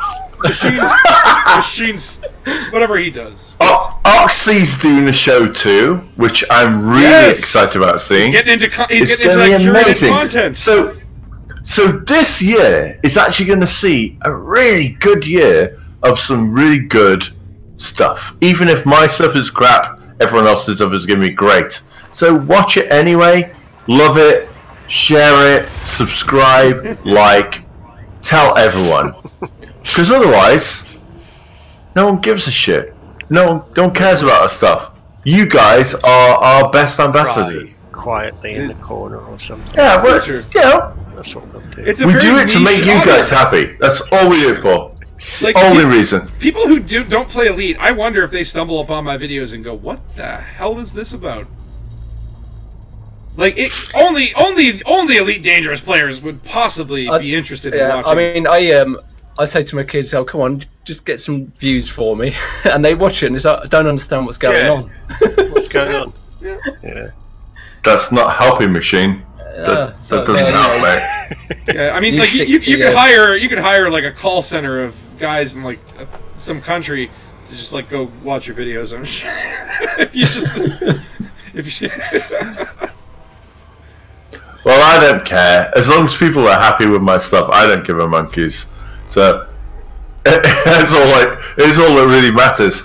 Yeah. I've been getting some really nice comments and really nice things said, and that's all that really matters. Yeah, to me, it's the quality, right? And like I see a lot of the same guys have been watching episodes for a year, and they're still here and they're still watching it. They still love it, and you know, it's like you get those comments, and it is a really gratifying feeling, and just a really nice feeling. Like I'm glad that people enjoy this crap. Yeah, because this is not like this is our job. Oh no. Yeah, we don't get paid for this. Oh no. We do this because we love it. I'm saving quite a bit of money just by not having a social life. There is that hidden benefit. Yeah, that works. You know, stay in the night editing, and it's I'm not out at the bar. That's true. Also, we are in the market for voice actors. If anybody wants to have a pop, of course. If you want to have a go at it, we have characters who are probably going to be one voice, and then they die in flames and stuff. But it's fun. Yeah, and with me, just send me an in-game friend request, and then if you see me in the galaxy, stop in and say hi, and you might find yourself in an episode. Many people have.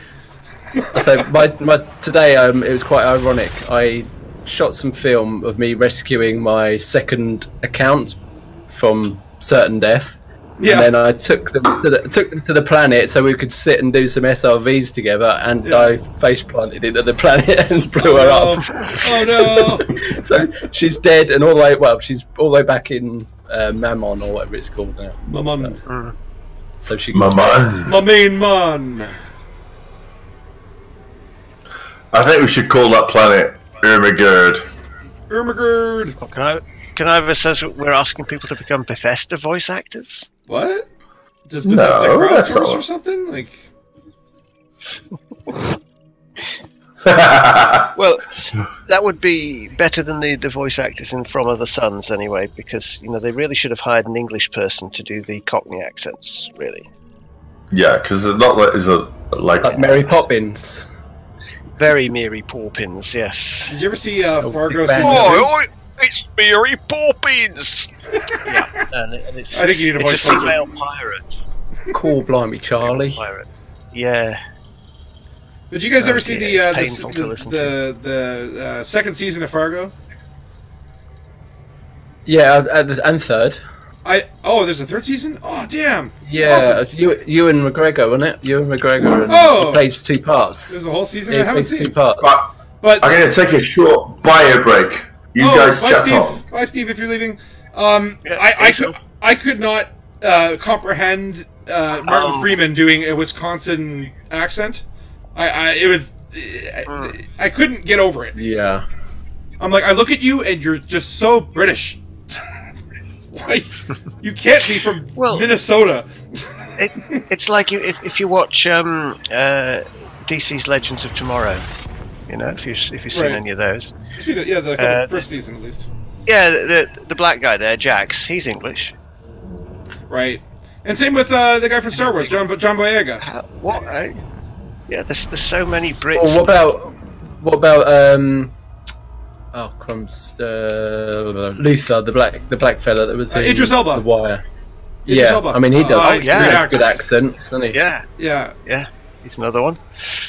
It's crawling with him. Oh, my favourite's Dan Stevens, of course, in Legion, because he is a period drama English actor that usually does your classic sort of period drama, and there he is doing this. It's when you get some of these American shows and they've got a British actress on it, and then they're made to do a British accent, but it's a fake British accent, and it just doesn't make sense. Why do they do that? Well, can I have a says in chat there? But hypothetical means it's the same 3 or 4 people for everyone. Yes, well, welcome to my hell. That's what my series is. Turgeon's Travels. Yes, it's if it's not the AIs, it's usually me. Yeah. Thank God, in the last episode, Commander Carrington wasn't me. I actually managed to persuade I'll tell you something though. to actually do some lines. I did not realize that you did all the voices until a certain point, and it was a mind-blowing moment for me, where I was like, wait, Turgeon and Gwydion, it's the same person? He's Grantham Cabot as well, and he's Science Guy. What's going on here? Turgeon and Gwydion are the same person? Yes! Hi, Mighty Foz. Spoiler. I should suddenly be way more scared of Turgeon. Yes, Turgeon's basically that guy from Split. He's James McAvoy from Split. All these personalities inside of him. Which one is the real Turgeon? Watch it be that the voice of Turgeon is actually a voice changer. There is only Gwydion. Oh, yes, Tide is right. He says the call is coming from inside the house. I'm suddenly very terrified.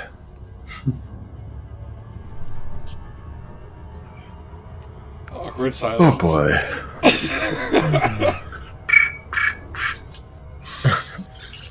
Did you make that cricket sound yourself? Yeah. Although I'm a little dehydrated. No, that was really good. You could make a career out of that. Yeah. I can make a career out of making cricket sound. Yeah.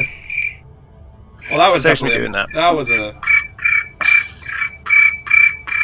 Are you doing that like with your voice? Yeah. With your face? That's with noise my coming out of your face.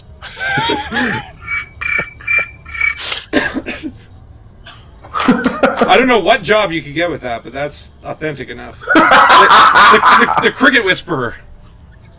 It's like you go to a farm and you start making that noise and all the crickets come to you. That's is that a job I want? I'm not sure. Yeah, you want to be the guy from Police Academy like Mighty Foss says. My God. Michael Winslow. The human sound machine, yeah. Cricket wrangler. How do you wrangle a cricket? I'm not even sure I want to know. Yeah. Lasso it.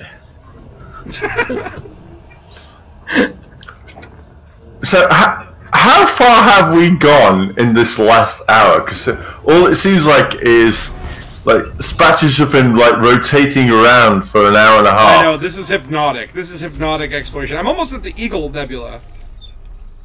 Let me see here. Oh, we sort of fell down a rabbit hole about an hour and a half ago. I don't know where it's gone or where it's going to. Where we're going to end up at the end of it, though. I'm a few jumps from the Eagle Nebula.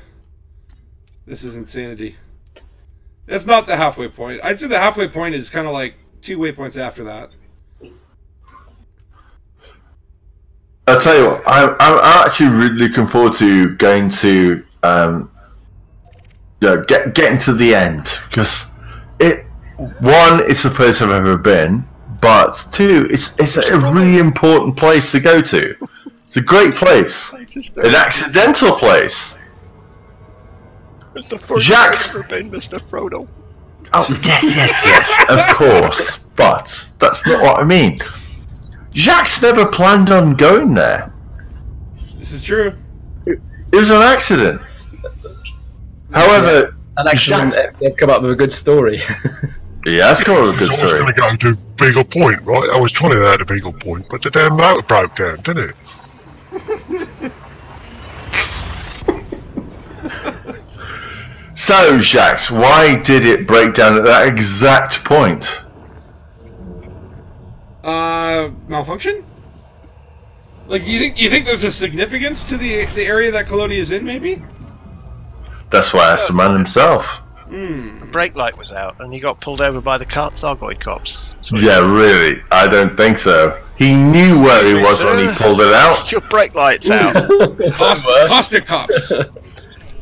Gonna plow yeah. Caustic cops. How about Distant Worlds 2, says Conovar. How about it? Yes. Distant Worlds 2. It seems like a big investment, that one. I can't do that. It's too insane. You can't?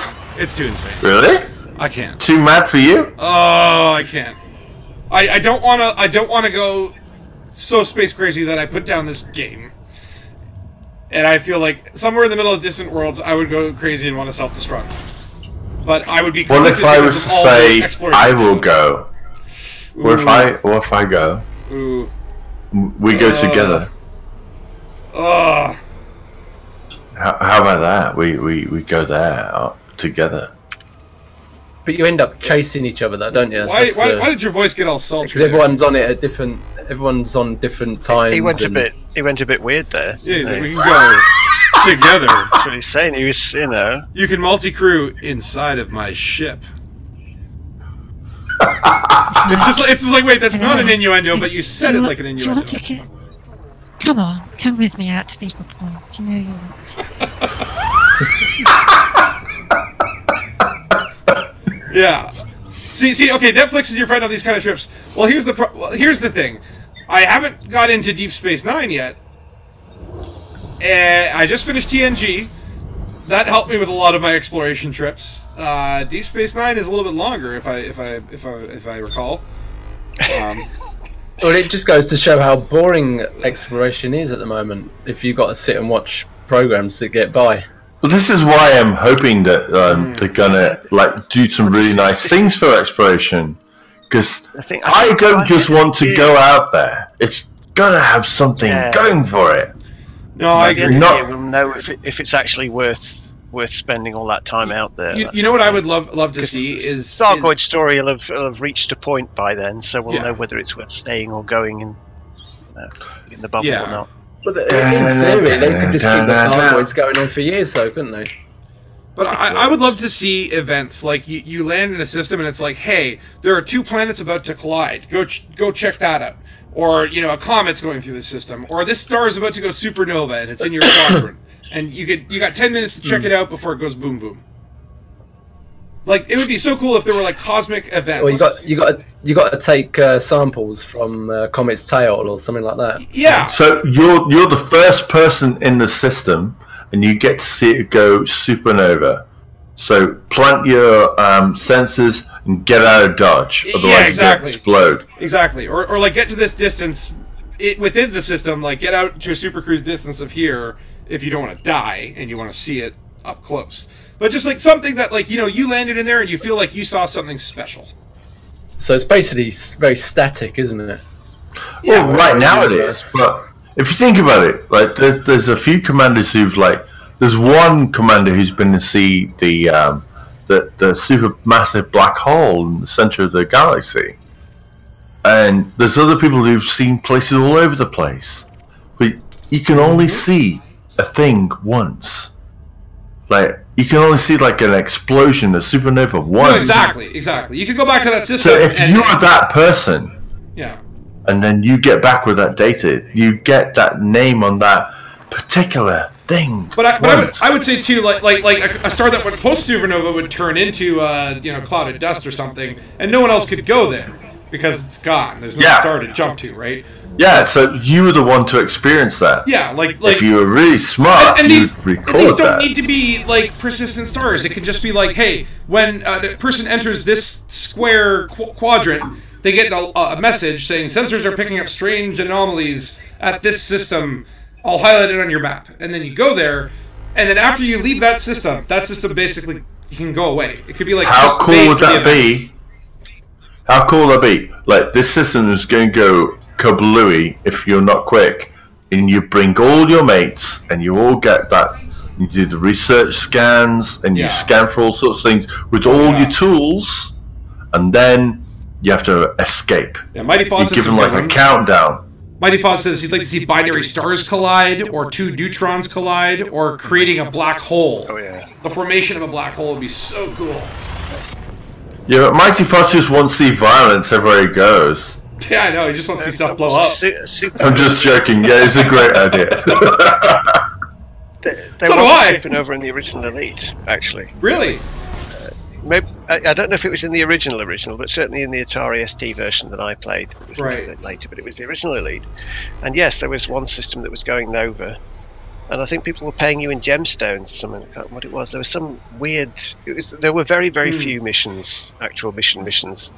But there was one where the star was going pop, and if you hung around there and didn't get out of the system in time, yes, it went bang and took you with it. Right. So.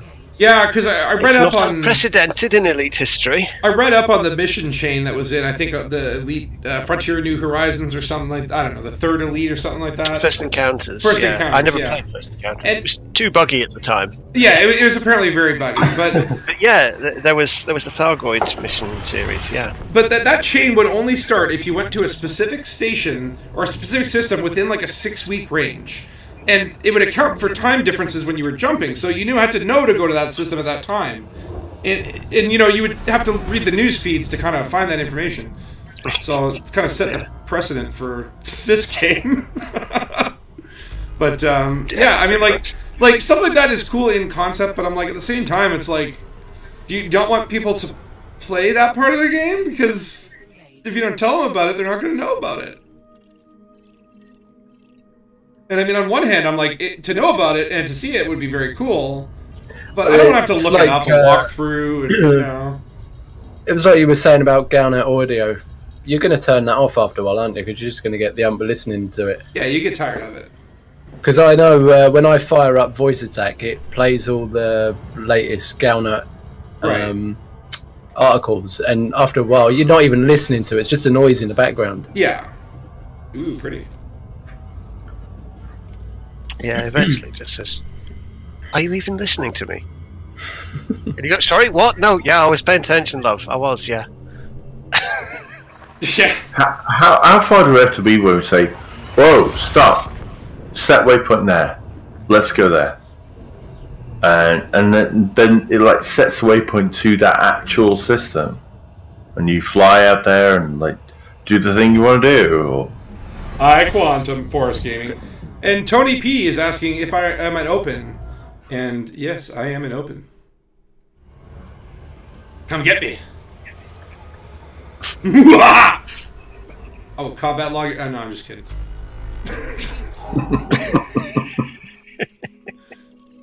But okay, if someone. I just came back at the perfect time. Hold on a second. If someone ganks a streamer and that streamer combat logs, who do they ban? Oh, that's a good one. Yeah, the philosophical quandaries of trees falling in the forest type. It's the unstoppable force against the immovable object, right? If that streamer said, "Come get me," then It's the streamer. I kind of sort of. Obviously. Yeah. Well, there's a little bit of a caveat in here. What's that? Right now, anyone who's streaming under the Enigma Expedition banner and actively participating in the fundraising cannot be stream sniped without said stream sniper being permanently banned, hands down. I will waive my privileges. Banned from the game. Yep. Oh yeah, it's permaban territory. Is that? No. You can blow me up. I don't care. I'll just make all the jumps again. You end up living in the shadow zone. But they would just open a new account, wouldn't they? Have you seen another email address?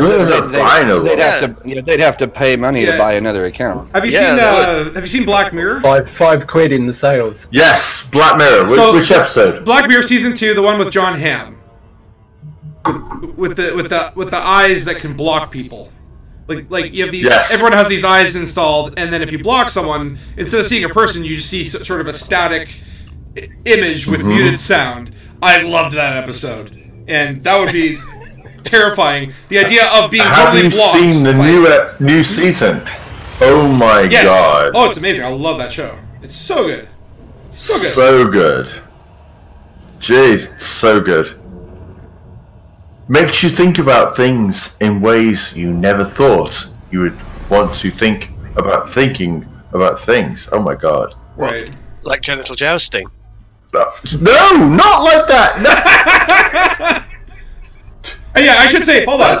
That's not going away anytime soon. I should just say, I'm only saying if people shoot me, it's okay. Don't shoot other people in the Enigma Expedition. If you're out here hunting me, don't kill anybody else. I don't care, but, you know, I don't want other people to get blown up. I could be in Fleet Com. What is Enigma? Asked 20p. Well, the Enigma Expedition is what we are on. And this is actually an expedition organized by Grey Test for a commander named DoveEngima, who's been battling cancer himself. And Frontier was nice enough to actually throw him a megaship at Colonia. And so this is an escort mission where a large group of commanders are heading to Colonia. There's over 400 registered commanders. It's huge. It's huge. Who's got posty links in chat, right? No, if you go into the video, the About Us feed for the video, you'll find the Just Giving link because we've. You've got it all down there. You've got it there. So that's there, so you can go donate to the charity. It's in the description, Tony. There you go. The St. Jude's Children's Hospital Foundation. To donate there, and the forum post is below that, and then you'll also find links to other people who are streaming and or covering the expedition, such as Machine, Ascorbius, Proxim, and I'm going to be gone for a week, so check them out. Go watch them. I see me, Proxim, Ascorbius, Plater, Machine. Who else? Plater, yeah, that's right. Yeah, Yamix. Did a stream. Is he on this expedition? He was there for us for Waypoint 1, but I'm not sure if he's going any farther than that. I'm not. Right. There was another one that Grey Test posted. The fact is, we're helping kids, and anything you can do. Like, if anyone's watching this who thinks I can't put any money into this, then share it, tweet it, tell people, tell anyone, because this helps children. There's nothing more noble. I couldn't afford to put any in, but I did anyway. Because it's one of those causes. Yeah. Yeah. It's a good one. It's like the most noble thing in the world. It's kids with cancer. There's nothing more you can do. Yeah. So I'm now at the Eagle Nebula, and I'm going to read the description here. One of the Colonia Connection Highway outposts constructed in October 3302. Small, medium-sized nebula situated within the Sagittarius Arm, approximately 7,000 light-years from Sol. The Eagle Nebula contains scores of tightly packed young F5 cloth stars, nubile and fresh, making it a hotbed of scientific research for short-range exploration vessels. Approximately 1,300 light-years to the next waypoint. But I'm going to dock here and cash in my data. Oh, young stars. Oh, my. A little bit too young. Oh yeah. Frontier was talking about the CP update today. Crime and Punishment? Oh, is that what that stands for? CNP? Don't go there. Don't go there. Alright, I'm heading to Eagle Landing. And that's where I'm going to pack it in for tonight. We'll see if we get a nice view of the Eagle Nebula here. But yeah, I want to see how much exploration data I will get for this leg. And yeah, I mean, for those who want to save their data caching into the end, you can, I guess, you'll be able to know approximately kind of rough estimates, although I've been kind of going off and looking for water worlds and Earth likes and whatnot. Is it going to be like landing last time with the... it's a little bit late. It's getting a bit late, landing. Landing? Not flying straight. A bit late, yeah. Oh no, is this a high G world? Hold on. No, I don't think so. It's just a small planetary. You're all right. Yeah. Oh, because that was scary. That was the scariest place I've been. No, it won't be. What's the highest? Oh, really? It won't be that one. What? Is there a worse one coming up? No, that's fine. But I heard there's a planet with 9 Gs.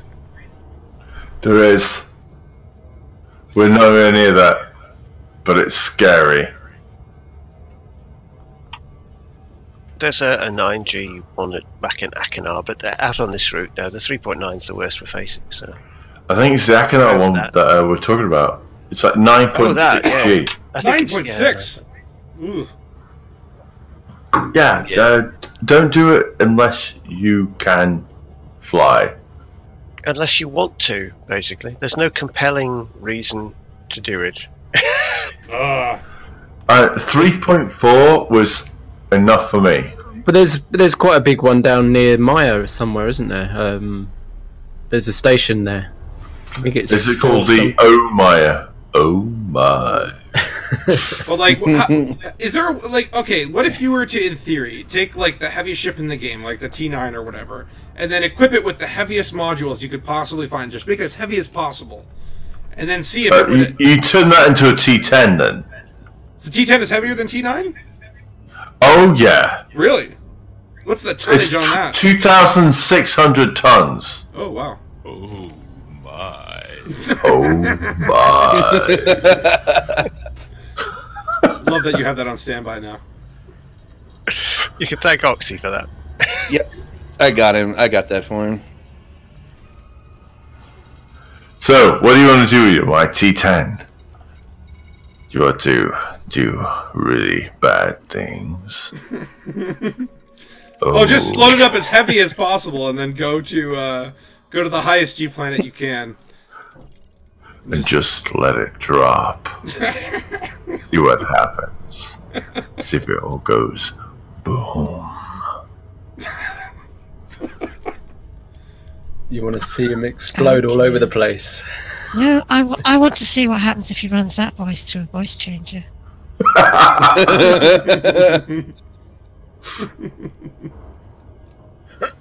When gravity and inevitability meet head on.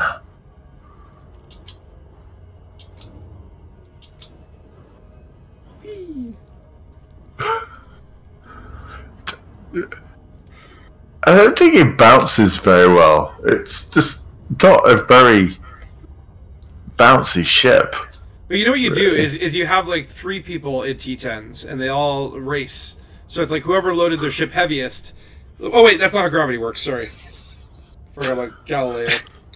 It's all about mass. Gravity, like, forget about weight. It's all about mass. Mass is gravity times weight or mass. No, hang on. I'm a bit drunk. Forgive me. Really? Maybe. We hadn't noticed. Oh, I hope not. Otherwise it would be weird. Are you ever sober? Yes. During the daylight hours. It's called sleep. He's a human after all. He does sleep. Yeah, what the fuck am I doing up at 4 in the morning? I have no clue. What are you doing? Drinking? Well, I was No, I'm editing, not, but no. now I'm talking bollocks on a live stream. You know. I'm on a late shift later as well. And Machine's like, this is live? Live? Oh my. Oh my. Yeah, this place has some cool canyons around. Might be worth a little SRV jaunt. Not tonight, though. No, I should probably call it and go to bed. I know. I'm just like a terrible person for doing a stream this late and then second you're all in here. It's all past all your bedtimes. I figure I'm like, as I was starting, planet is like getting midnight. really close, really quickly. So you want to land safely? Want to land safely, do you? That was me yesterday. I'm gonna land upside down with flight assist off. Keep going, keep going. I'm not trying to put you off or anything. Ba, ba, ba, ba, ba.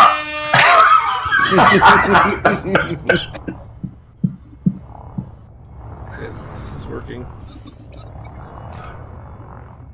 Oh, you missed it. Oh, come on. That's such an easy rookie mistake. Uh-oh. Where are you going? Left to bits. Come on. It's hard, I'm upside down. That's not what I wanted to hear. Oh god. Oh god. It's hard upside down.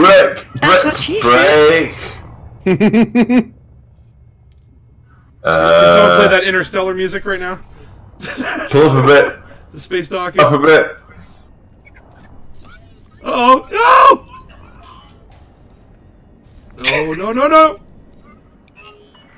What gravity is this? What are you? What even is going on right now? I am flight assist off landing on a planet. Because I am Isinona. In my mind right now.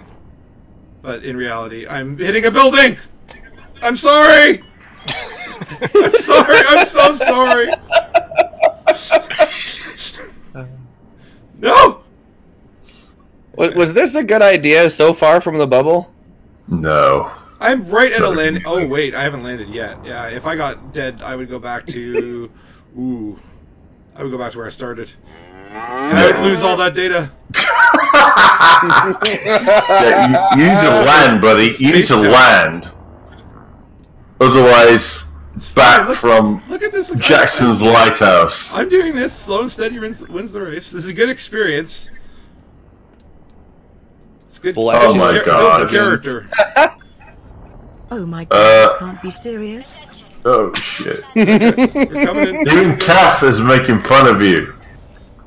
That's fine, that's fine. Nope, too far, too far. Not enough G's. Uh-oh. Cass said that like 3 minutes ago. Okay. This is fine. This is fine. Oh shit. Just a little bit over. Okay, come on! Oh, wait, nope. Almost.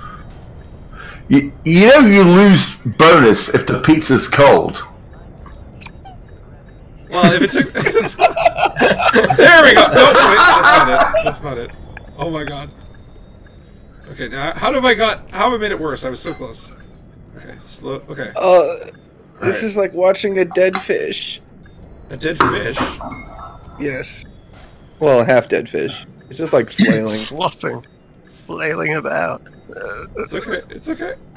We're almost there. Ladies and gentlemen, if you're ever feeling like inadequate about your own landing ability, please watch the stream.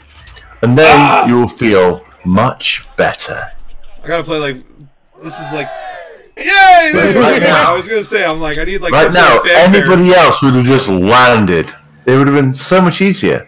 But no. That's no fun. See this? See this? This is how not to do it. It's 3304. Finally. It's 3304. But he tries again. He's into reverse. He is humanity. More.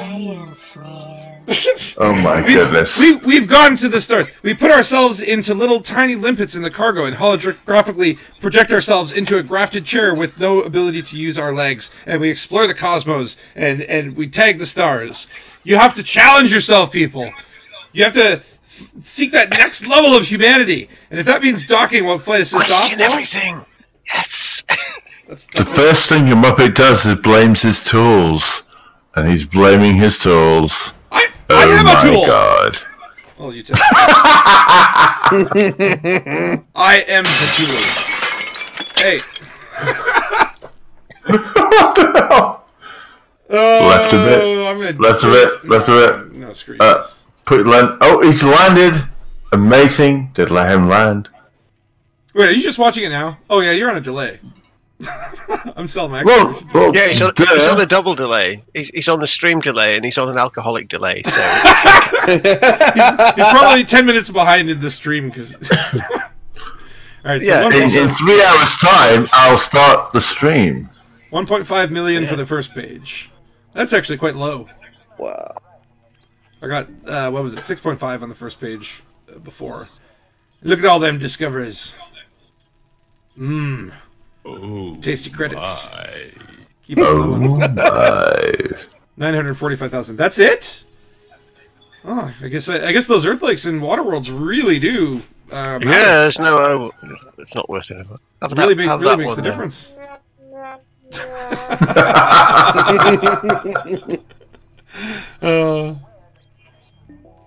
Is that like what, 2 million?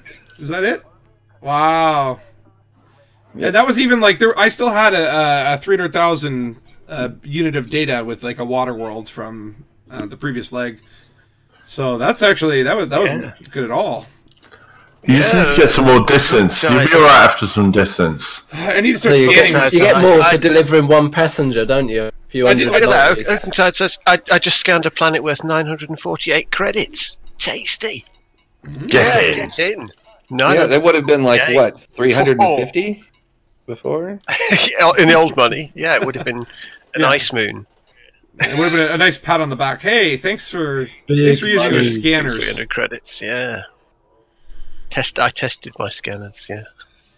So it seems like out here, there's really only passenger missions. All of the mission boards show mining and donations. That's like the only missions that you can get out here. Other than passenger missions. What commodities these guys have? Hydrogen fuel and bio-waste.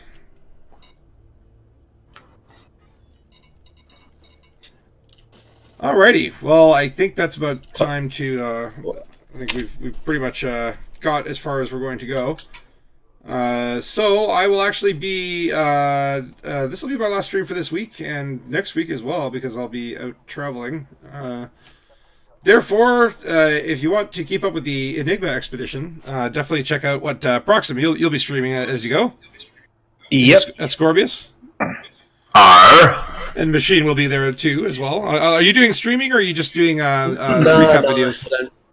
I'll just Right. Still haven't done the first one yet. right. Yeah, because you guys were all basing your story beats out here, which is interesting. I gotta figure out what the hell my story is. Making it up as I go along. Well, that's what we always do. Well, as with the YouTube, if we should bounce off each other if we need inspiration. Indeed. But with that, well, I'm gonna click off. Whoa. Well, thank you very much for everybody who's been watching. I hope you had a great time, and it's been fun for us because we've just been dicking about. Why can't I just do that? Like that was a good outro. I always like that was solid. Okay, I ruined it. I'm sorry. I don't know. It comes with experience. It's been great fun. It's droll. Everyone in chat, thank you very much for everything you've done. We love you very much. And we will see you next time. We want to see salutes in chat. All right, say that. Yeah, salutes in chat for the very thank you. And we will read the top 10. Actually, Spatcher will read the top 10 in an Irish voice. What top 10? What am I reading? Coming right now. Get ready. Oh, wait, in an Irish voice. Irish voice. All right. Well, top 10. We got to Commander Machine there. And Ugentide, 07, gents, he says. Oh, yeah, Danny now, boy. Is that Scottish? I don't know. But, we got Proxim. And we got the Special 007 there, wee lad. That's me, yes. And we got the Cornivar. Cornivar! In the mighty fuzz. I am a Frenchman Jesus. now. I've done the European tour. My accent is morphed. Somebody get him the freaking Wabbajack. A what now? And Mr. Turgrid Hambone. Oh god. Yeah, I can't do accents. I start drifting. If I try to do any European accent, I start. Who have you got there, right? I'll just say you've got the mighty fast there. You got Commander Machine. You got Oakentide Paroxysm Special. Is he Conniver or is he Conniver? I never know. We never know that one. Mighty fast. Some bloke called Turgrid Hambone. Turgrid Hambone. And the mighty fast again there, just for good measure. And what's that? Nomad. Nomad's 2K. I see. Right. I was gonna say Nomad DZ2K, but oh damn it. That's probably right. Connivar got it. Yeah. Oh yeah. Sheogorath confirmed. What is that? Yeah, because when he said my name, like he sounded just like Sheogorath in that moment. I was like, holy shit, Wabbajack. Yes. Look this up. Straight up Elder Scrolls. Yeah, that's out of That's out of Skyrim. Yeah. Good day, mate. Shrimp on the barbie. You guys have been amazing. Okay, this is goodbye. Goodbye. I'll see you. Au revoir. Bonsoir. Happy day. Bonne nuit. Is that a word? I don't know.